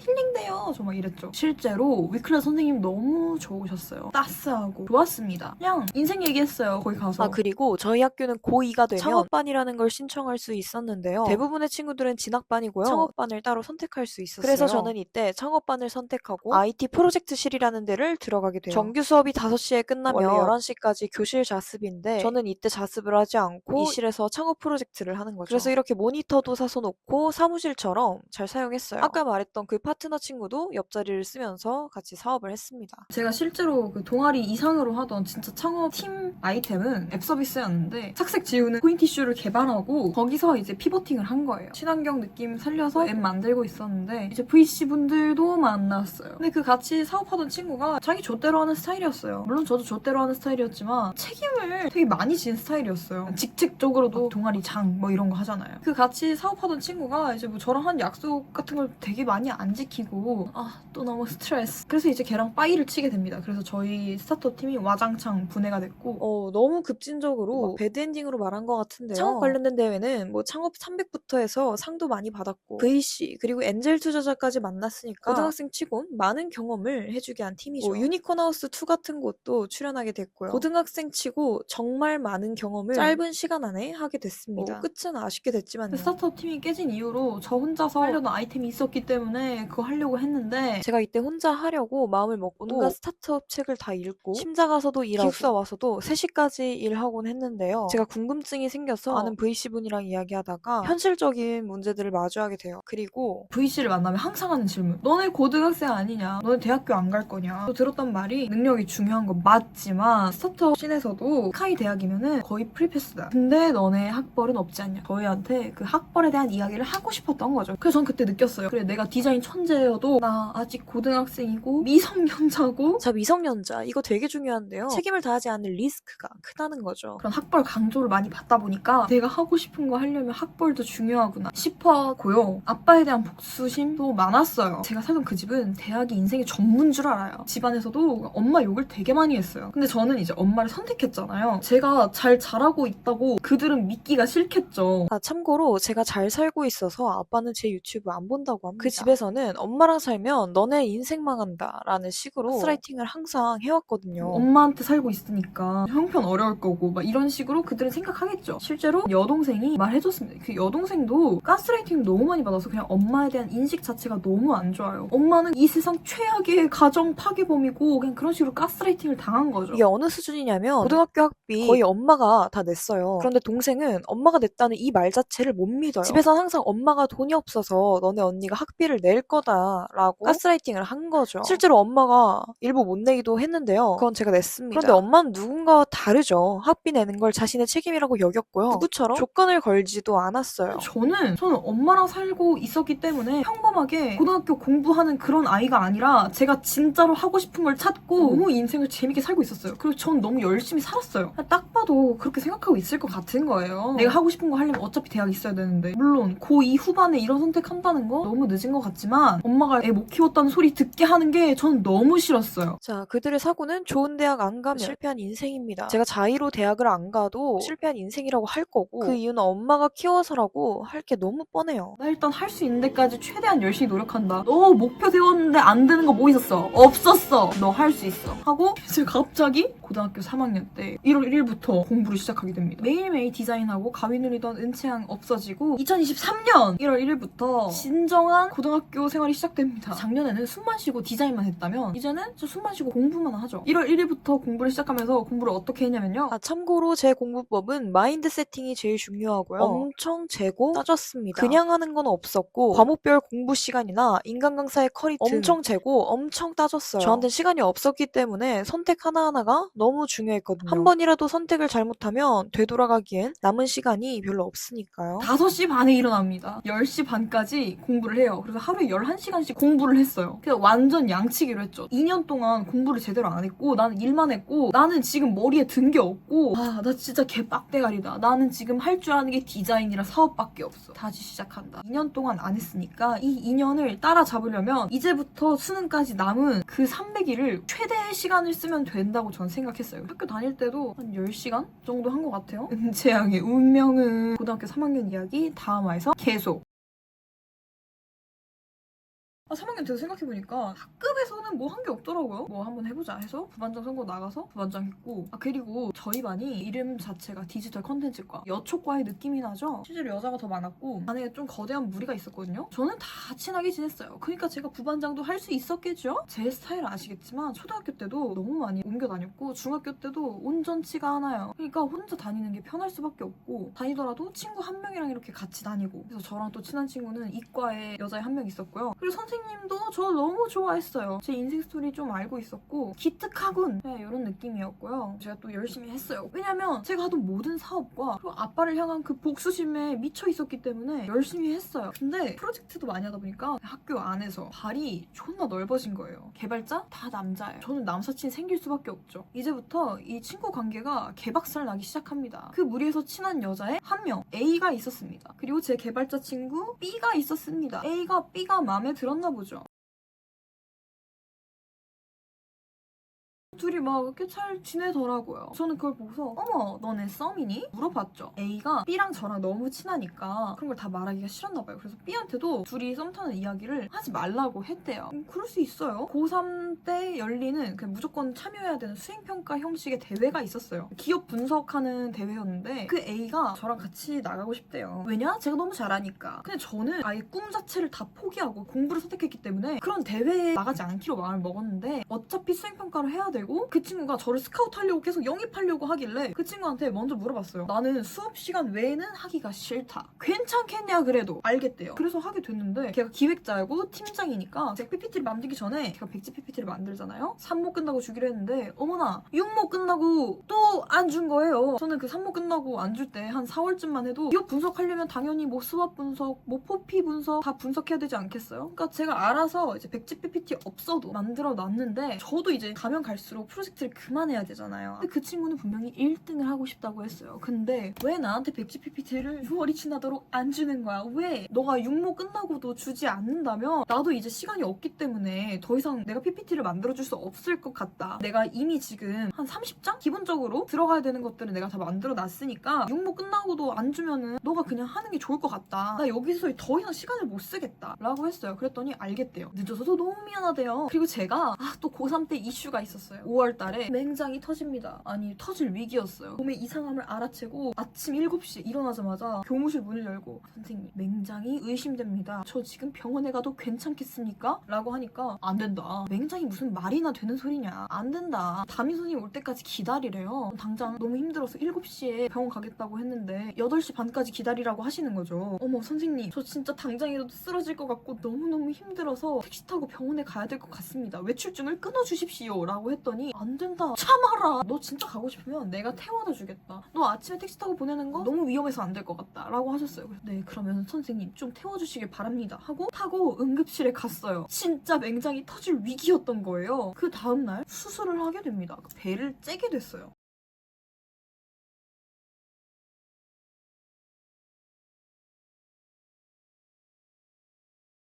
그때 3호가 밀려가지고 5모가 됐는데 5모 일주일을 남기고 맹장을 떼게 돼요. 아픈 순간 탑 1에 들어요. 그냥 맹장 수술하고 나서 저 진짜 너무 아파서 애 못 낳겠다 싶었어요. 와 이 정도면 그냥 뒤지는 게 낫겠는데 싶었을 때 갑자기 저한테 카톡이 오는 거예요. 그 A가 수술 잘 됐어? 아니 너무 아파. 아 근데 혹시 지금 노트북은 사용할 수 있어? 나 노트북 병원에 안 들고 왔는데? 아 그러면 이 자료 조사만 좀 해줄 수 있을까? 맹장 수술한 다음 날에 이 카톡 받았어요. 얘 나 친구로 생각하는 건 맞나? 싶었습니다. 그럼에도 저는 계속 참을인을 했어요. 이 프로젝트에서 좋은 상 받고 싶구나 얘는. 상에 대한 욕심이 많아서 내가 아픈 거 상관없이 이렇게 부탁하게 됐구나. 짜증도 내지 않았습니다. 왜냐하면 친한 친구였기 때문에 실망감만 있었지 짜증내진 않았습니다. 하고 싶었던 말은 나 지금 뒤질 것 같은데 나한테 자료 조사시킨다고? 내가 노트북 없다고 거절했는데 왜 또 부탁해? 였지만 참았습니다. 친구니까요. 반 안에서 이렇게 친구들이랑 있잖아요. 저도 친구 문제로 이렇게 막 싸우고 싶지가 않아요. 오케이 지금까지 너가 백피도 안 줬지만 나 반에서 이미지 날아가기 싫으니까 끝까지 해보자 하고 영상도 찍고 뭐 이렇게 합니다. 그리고 걔가 육모 끝나면서 뭐 노트북이 고장났다고 해서 못 지켰어요. 그 뒤에 있는 PPT 너가 이제 만들면 될 것 같다 라고 했죠. 그랬더니 갑자기 자기가 잘못 말한 것 같대요. 자기는 디자인적 능력이 너무 없고 제가 아니면 이 디자인을 완성할 수가 없을 것 같대요. 그래서 저한테 계속 막 카톡 이만큼씩 해서 이렇게 했어요. 어머 A야 이야기한 것이고 난 더 이상 하기가 정말 힘들 것 같다. 육모 끝났으니까 진짜 본격적으로 수능 준비를 열심히 해야 될 것 같다 라고 했지만 계속 붙잡더라고요. 걔가 잘못한 부분에서는 제가 기분 나쁜 티를 냈었어요. 근데 이미 걔는 뒤에서 그걸 다 말했더라고. 은채가 수행평가를 열심히 안 한다. 뭐 PPT 만들기로 해놓고 톡 꼈다. 뭐 이런 식으로 해놨더라고요. 이미지가 씹창났고 마치 1인분도 안 한 것처럼 이야기를 하더라고요. 전 이걸 졸업할 때 알았어요. 몰랐어. 아니 고2 때부터 다 열심히 하던 애가 한순간에 그렇게 안 했겠니? 약속을 먼저 했고 걔가 안 지켰을 뿐이야. 근데 그 남자 B가 저한테 제가 성적으로 기분 나쁠 수 있는 말을 했어요.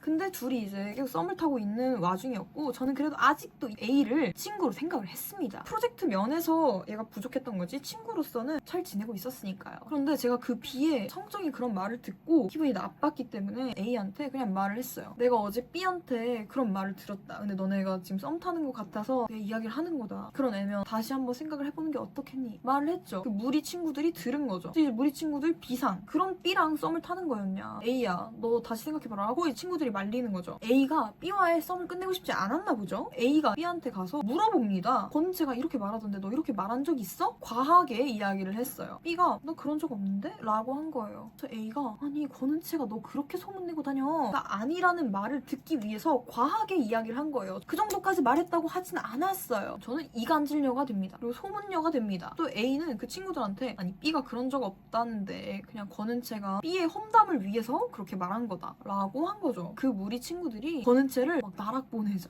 권은채 욕을 하기 시작해요. 기숙사가 12시에 소등인데 한 방에 모여가지고 뭐 한 새벽 3시까지 또 제 험담을 계속 했대요. 7월달부터 이제 수능 전까지 계속 그렇게 욕을 한 거죠. 어쩐지 저한테 많이 쎄하게 대했어요. 그냥 저는 계속 의심했죠. 아 얘네 그냥 고3이라 힘든가 보다. 그게 아닙니다. 저를 정말 싫어하는 게 맞았고요. 얘네 때문에 학교 가기가 존나 싫었어요. 저는 애초에 반에 무리도 없었고 저에게 무조건적인 편이 되어줄 친구도 반에 없었는데 친했던 친구들이 저를 경멸하는 눈빛을 보내고 제가 점심 저녁 먹는데 책상이 있으면 이렇게 애들이 와가지고 이렇게 해서 앉잖아요. 근데 제가 어느 날은 급식을 받고 여기 맨 구석에 앉았는데 이제 또 C가 등장하는데요. 제가 여기 앉은 걸 보더니 급식판을 이렇게 쭉 끌고 옆까지 왔어요. 근데 반대로 이렇게 쑥 미는 거예요. 몸은 제 옆에 있는데 급식판을 앞으로 쭉 밀어서 제 옆에 앉지 않겠다는 의사표시를 하신 거죠. 나머지 친구들 일렬로 쭈르륵 앉는 거예요. 제 옆에는 아무도 없고 이 앞줄에 한 10명이 앞에 깔려있는 거죠. 누구든지 제 옆에 앉지 않겠다는 의사표현을 자리로써 하셨다. 그 무리 친구들 여러 명이서 비슷한 행동을 하니까 저는 계속 의심을 했죠. 얘네들이 나를 싫어해서 이러는 건지 고3이라 예민해서 그러는 건지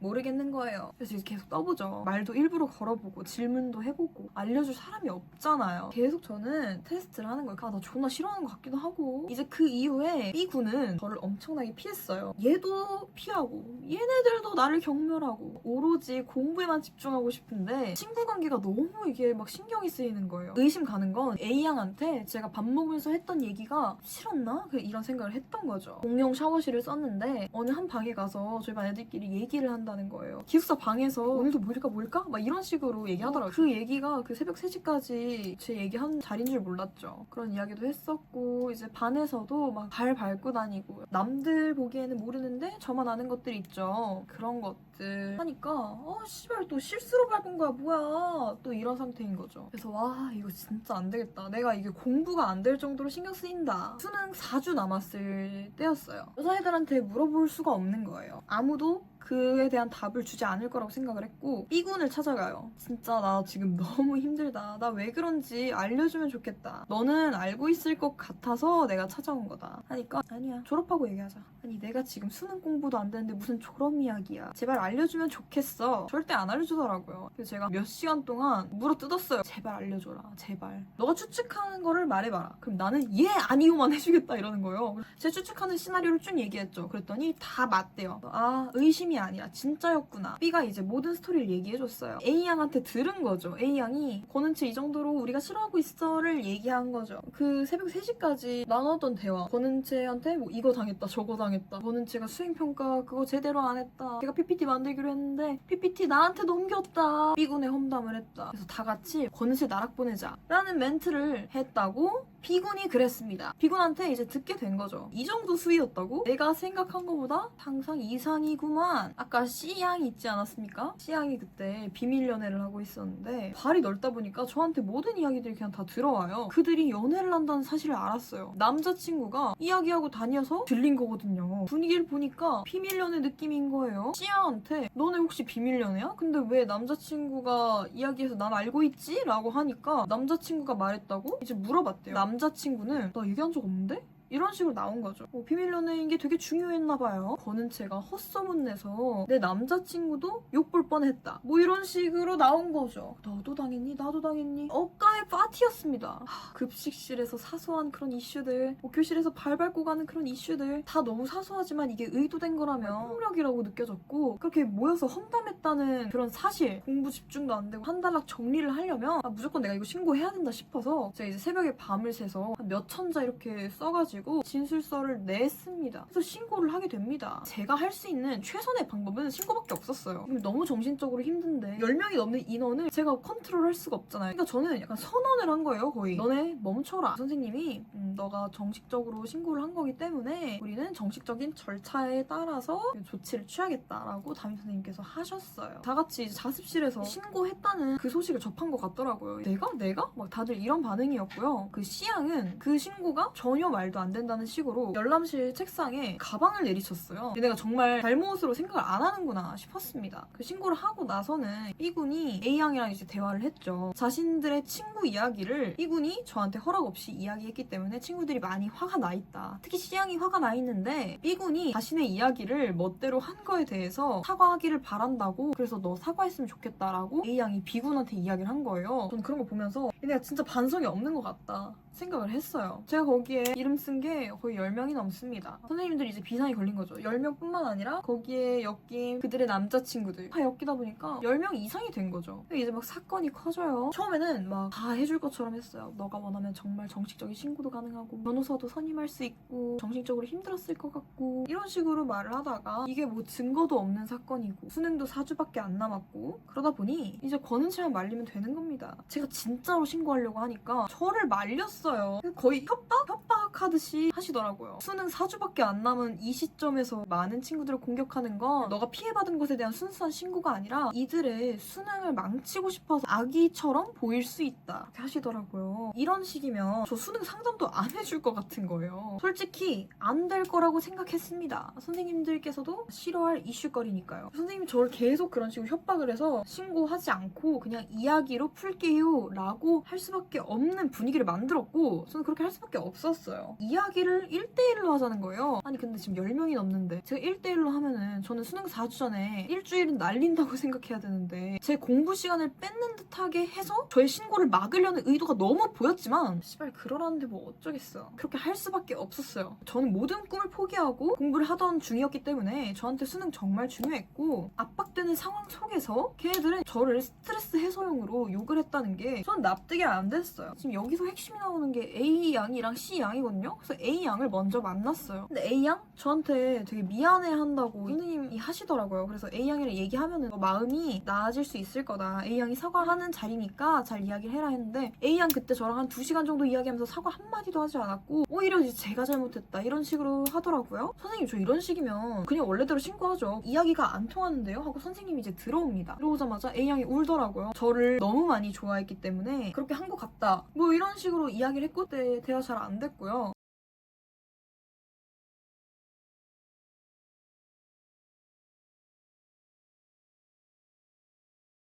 C양의 남자친구랑도 이야기를 했는데 2명 이야기했어요. 너무 많은 친구들이 있어서 이야기를 할 수가 없었고 그 남자친구 만났을 때는 오히려 제가 그 친구에 대한 소문을 내서 되게 힘들었다고 이야기를 하더라고요. 오히려 저한테 사과를 요구하더라고요. 분명히 그 친구가 이야기를 하고 다녔기 때문에 제가 그들의 연애 소식을 알게 된 거였는데 그 소문에 대해서 뭐 사과를 했으면 좋겠다라고 하길래 제가 그래서 막 증인 친구들 막 데려오고 그 친구와의 대화도 잘 안 됐고요. 저는 이 대화가 제가 학폭을 신고하는 것을 포기하고 얻은 기회인데 모두가 다 이렇게 반성적인 태도 전혀 없고 분명히 선생님들한테 했던 말이랑 되게 다르더라고요. 선생님들이 뭐 들어가면 너한테 사과를 할 거다 이런 식으로 했는데 그런 게 없었어요. 그리고 선생님들은 너가 단어의 무게를 모르는 것 같다. 이렇게 무분별하게 쓸 수 있는 단어가 아니다. 너가 단어 선택에 대해서 앞으로 좀 조심했으면 좋겠다라고 하시더라고요. 제가 맞아야만 그게 학교 폭력인가요? 제가 느낀 게 폭력적이고 장기간 그렇게 느꼈기 때문에 신고를 한 거예요. 물론 증거가 빈약하기 때문에 저도 안 될 거라고 생각했지만 제가 그때 할 수 있는 최선이었어요. 2명 이야기했는데 벌써 이틀이 날아간 거예요. 전 더 이상 이들과 이야기를 할 수가 없었어요. 그러면 이 이야기 수능 끝나고 해도 되겠냐? 선생님 말씀하신 것처럼 이들의 수능을 망치기 위해서 이렇게 한 것처럼 보인다면 저도 그렇게 제 의도와는 다르게 보이기는 싫으니 나머지 친구들과의 대화는 수능 이후에 할 수 있겠냐라고 했더니 그래? 라고 하시더라고요. 그래서 저는 수능을 보고 왔고 선생님한테 다시 찾아가서 남은 친구들 이제 이야기를 하려고 해주려고 하는데 이거 절차가 어떻게 되냐라고 물어봤어요. 그랬더니 선생님이 저한테 너가 이야기하고 싶으면 어디실에서 몇 시에 누구랑 얘기할 건지 명단을 추려서 한글 파일로 선생님한테 보내라 라고 하시더라고요. 엄연히 제가 피해자 신분으로 신고가 들어갔는데 어떻게 피해자가 이런 행정 처리를 하라고 하시는 건지 저는 납득이 안 됐어요. 그래서 선생님, 제가 그렇게 수고로움이 있어야 된다면 저는 그렇게 해서 얻는 가치가 없다고 생각합니다 라고 해서 이야기하지 않았습니다. 저희 학교는 이제 수능이 끝나더라도 학교를 다 나와야 되는데 그 신고 이후에 2달 넘게 매일매일 얼굴 보는 사이니 얼마나 족같겠습니까? 이미 학교폭력 신고한 사람은 난데 얘는 사실적으로 피해받는 게 없고, 그리고 정말 예상했던 것처럼 대학교 원서 접수를 할 때 선생님이 상담을 제대로 해주지 않았어요. 제가 알아서 다 원서를 썼습니다. 저는 경희대학교 CD과를 넣게 됐고요. 우체국에 원서 접수를 하려고 종이를 이렇게 뒤집어 놨는데 갑자기 C양이 제 종이를 이렇게 휙 뒤집어서 제가 어디 학교 썼는지 나오잖아요? 뭐 궁금했나 보죠. 뭐 그거 다 이렇게 뒤집어 보더라고요. 이제 발표 날이 됐어요. 그날 저는 기억해요. 2월 6일 3시에 결과 발표가 나왔는데 최초합을 했는데요. 등록금 내는 마지막 날까지 고민했어요. 이 학교를 내가 가는 게 맞나? 왜냐하면 C양도 경희대 CD과를 붙었거든요. 대학에 가면 인간관계가 리셋될 수 있으니까 참고 버티자. 그러니까 내가 포기하는 것도 맞다. 수능 결과를 열심히 내자 라고 생각을 했어요. 아니 근데 C양과 같은 학교, 같은 학과, 같은 학번으로 붙었다는 걸 알게 된 거죠. 같은 학과에 오게 되면 모든 인간관계가 겹치잖아요. 이게 과연 행복한 대학생활이 될 수 있을까?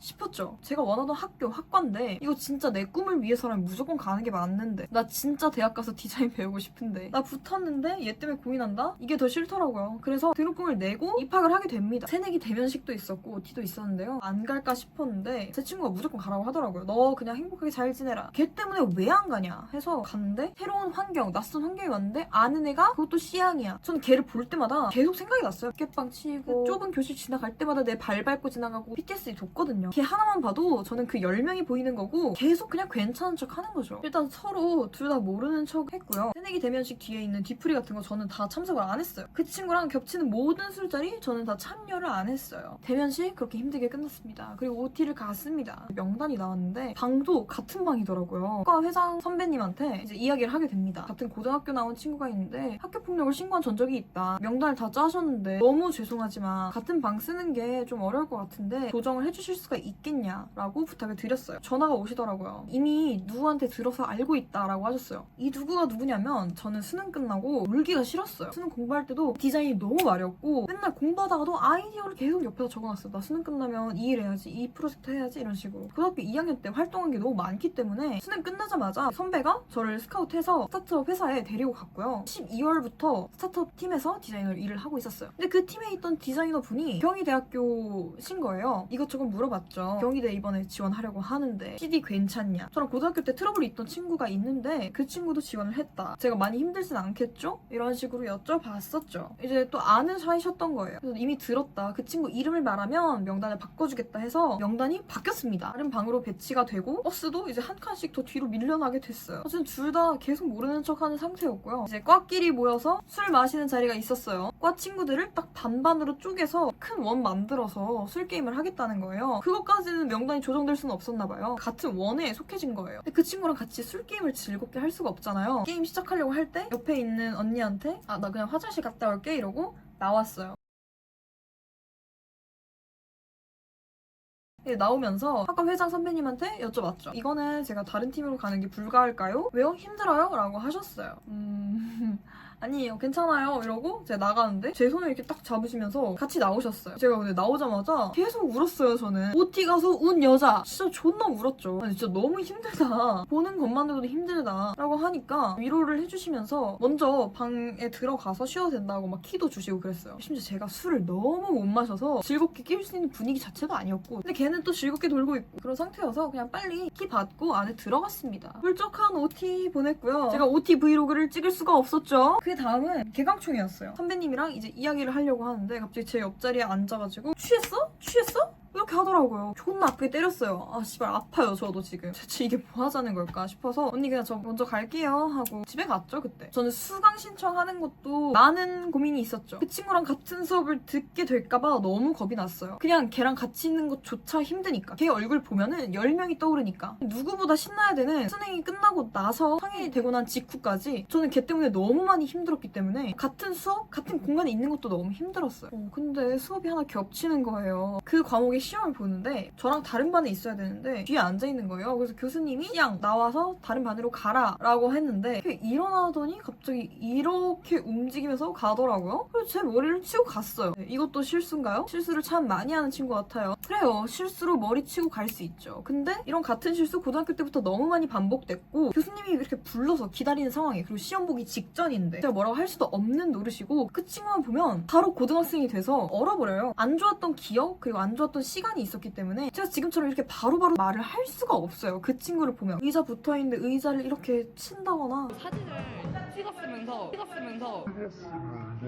그런 일들 대학교 와서도 너무 많았습니다. 그리고 이제 겹 친구들이 생기잖아요. OT 때 언니한테 아 나 화장실 갔다 올게라고 하고 없어졌잖아요. 근데 그 언니가 너무 걱정하면서 저한테 많이 물어보더라고요. 아 그냥 고등학교 때 좀 트러블 있었던 친구가 있다. 그 친구랑 같이 이렇게 팀이 돼가지고 못하게 됐다. 근데 그 언니가 혹시 걔야? 라고 물어봤고 그 언니가 시양한테 이야기를 했나봐요. 은채랑 고등학교 때 무슨 일 있었다며? 했더니 이제 시양이 내가 잘못한 건 맞는데 나는 은채한테 너무 미안하고 이야기를 하고 싶다. 저한테 단 한 번도 이야기를 요청한 적도 없었고 겹 친구들이 생기는데 인스타 들어갈 때마다 그 친구 계정이 안 들어가져요. 차단했더라고요. 이유는 모르지만 말이 안 맞아요. 저는 그냥 최대한 엮이지 않으려고 했어요. 그 친구들 이야기를 많이 하고 다니는 것 같았고 저는 이 친구 때문에 뭐 CD, MT 이런 걸 한 번도 가본 적이 없어요. 뭐 CD, MT도 뭐 자기 억가당했다. 잼썰 풀듯이 막 학교폭력 가해자 될 뻔했다. 뭐 이런 식으로도 이야기했다고 하고 이제 올해가 되고 그 친구가 학교 단체에 들어갔더라고요. 거기서 제 얘기를 많이 하고 다니더라고요. 그리고 이제 제가 고등학교 동창을 만났는데도 저한테 이제 물어보는 게 너 시양한테 맞고 다닌다고 얘기했다며? 라고 하는 거예요. 계속 이런 식으로 자극적이게 이야기를 하고 다니는구나. 어떻게 이야기했는지 사이즈도 나오고 시양은 아직까지도 저를 학교 내 단체에서도 까고 다니기 급급하고 이야기 들은 게 몇 개인지 모르겠어요. 제가 말을 못해서 안 하는 게 아니잖아요. 유튜브에 썰도 풀 수 있는데 저는 그냥 엮이기가 싫어요. 전시 브이로그도 끓였잖아요. 졸전도 아니고 소전시 같은 느낌인데 제가 너무 열심히 준비했잖아요. 열심히 준비한 이유? 시양도 전시에 참여하기 때문에 디자이너로서 승부를 하고 싶었어요. 내가 쟤보다 잘할 거야. 이런 마음으로. 근데 여기서 레전드 사건이 또 나오는데 저는 이거 아니었으면 이 영상 아예 찍지도 않았을 것 같아요. 방명록을 쓰잖아요. 그 방명록은 제 전시장 위에 있고 누구든지 이제 볼 수도 있고 누구든지 쓸 수도 있는 건데 방명록에는 뭐 전시에 이런 깊은 뜻이 있었군요. 전시 좋습니다. 보통 이런 것들이 적힙니다. 근데 이렇게 누가 쓴 거예요. A양이 C양의 전시에 온 거죠. 제 작품의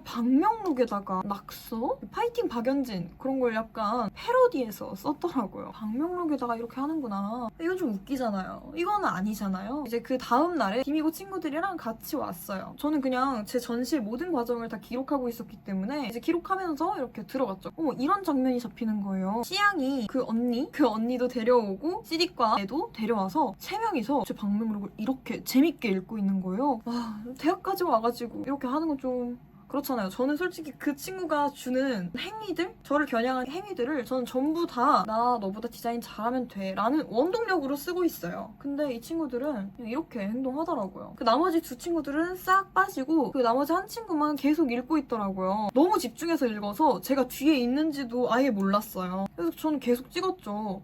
어디까지 읽는 거지? 그냥 제 방명록을 한번 정주행을 하더라고요. 재밌었나봐요. 그리고 또 사람도 많이 오고 여러분들도 와주셨잖아요. 너무 감사드리고 어쨌든 마음 먹고 그냥 읽는 거구나. 어머어머 저는 계속 찍었죠. 시양이 그거 보고서 이렇게 쓱 빼더라고요. 그 친구를.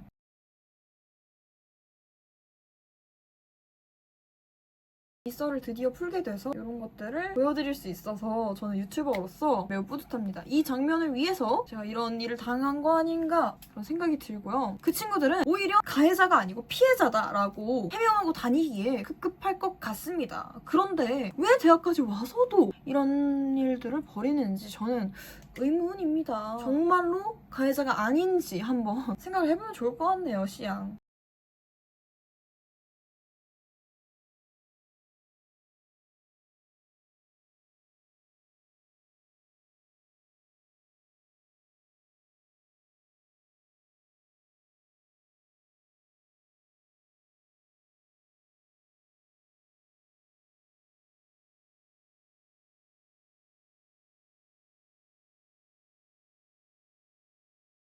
그래서 제가 A양한테 확인 카톡도 많이 보냈어요. 고등학교 때 이런 이슈가 있었는데 이렇게 하는 행동은 좀 아닌 것 같아 라고 카톡을 수차례 보냈지만 전부 다 읽지 않습니다. 그리고 송금 표시가 떠 있어서 차단 아니라는 것도 확인을 했는데 제 카톡을 모조리 다 씹더라고요. 나도 이제 어떻게 해야 될지 모르겠다. 나도 내가 할 수 있는 선에서 열심히 노력을 해보겠다라고 하고 이렇게 이야기를 풀고 있습니다. 지금은 휴학하고 강의안 준비하면서 열심히 잘 살고 있습니다. 휴학한 이유는 이제 일을 여러 가지 하고 있다 보니 휴학을 하게 됐고 일단 지금 포토샵 강의안은 판매를 하고 있잖아요. 여러분 제 강의안 12월 말에 내는 걸 목표로 열심히 만들고 있거든요. 담고 싶은 내용이 너무 많아서 12월 달 만들 수 있겠지? 만들 수 있을 거예요. 제 강의한 모든 학생들 다 잘할 수 있게 만들어드릴게요. 여러분에게 도움 드릴 수 있는 디자이너로 성장을 계속적으로 하겠습니다. 유튜브에 이렇게 갑자기 폭탄을 이렇게 와다다 투하해서 놀라셨을 분들 진정하시고 이런 썰도 유튜브에 올릴 수 있을 만큼 나름 단단해졌기 때문에 괜찮습니다. 지금은 인생 너무 재밌게 잘 살고 있고 DM으로 고민 상담을 정말 많은 분들이 하시는데 DM 답변을 제가 다 드리기가 어려워요. 되게 딥한 DM을 보내시면 답변 드리기 되게 조심스럽고 내가 좋아하는 유튜버가 해주는 말은 되게 강할 거라고 생각이 들어요. 그렇기 때문에 개인적인 고민 DM은 최대한 답변을 하지 않아요. 너무 제 말을 전적으로 들을 것 같아서 저도 제 말이 정답이 절대 아니라고 생각하거든요. 여러 가지 시야가 있어야 되고 그리고 자기 고민은 자기 혼자서 많은 생각을 해보는 게 중요하잖아요. 제 답변이 참고 정도로만 된다면 좋죠. 여러 가지 시각 중에 하나로 되는 거니까. 그런데 너무 제 말을 전적으로 들을까봐 실제로 그런 분들이 굉장히 많거든요. 제가 인스타에서 무물 정말 많이 하거든요. 쉽사리 답장하지 못해서 공개적으로 무물을 많이 하는 거예요. 제가 이렇게 개인적인 가정사 이야기는 정말 한 번도 한 적이 없어요. 지금은 정말 이 가정사에 대해서는 완전히 치유가 됐고 뭐 DM이고 학비도 내고 대학교 등록금도 내고 지금 제가 사는 월세 당연히 냅니다. 저는 그냥 중학교 때 그냥 경제적으로 아예 독립을 했다고 생각하시면 돼요. 조금은 기특합니다. 저한테 왜 이렇게 열심히 사냐고 하시는데 복수해야 될 것도 많고요. 그냥 제가 성공하는 것 자체가 저는 복수라고 생각해요. 제가 잘 사는 거 복수라고 생각해요. 잘 살기 위해서 열심히 사는 것도 있고 제가 실제로 부담해야 될 돈도 많아요.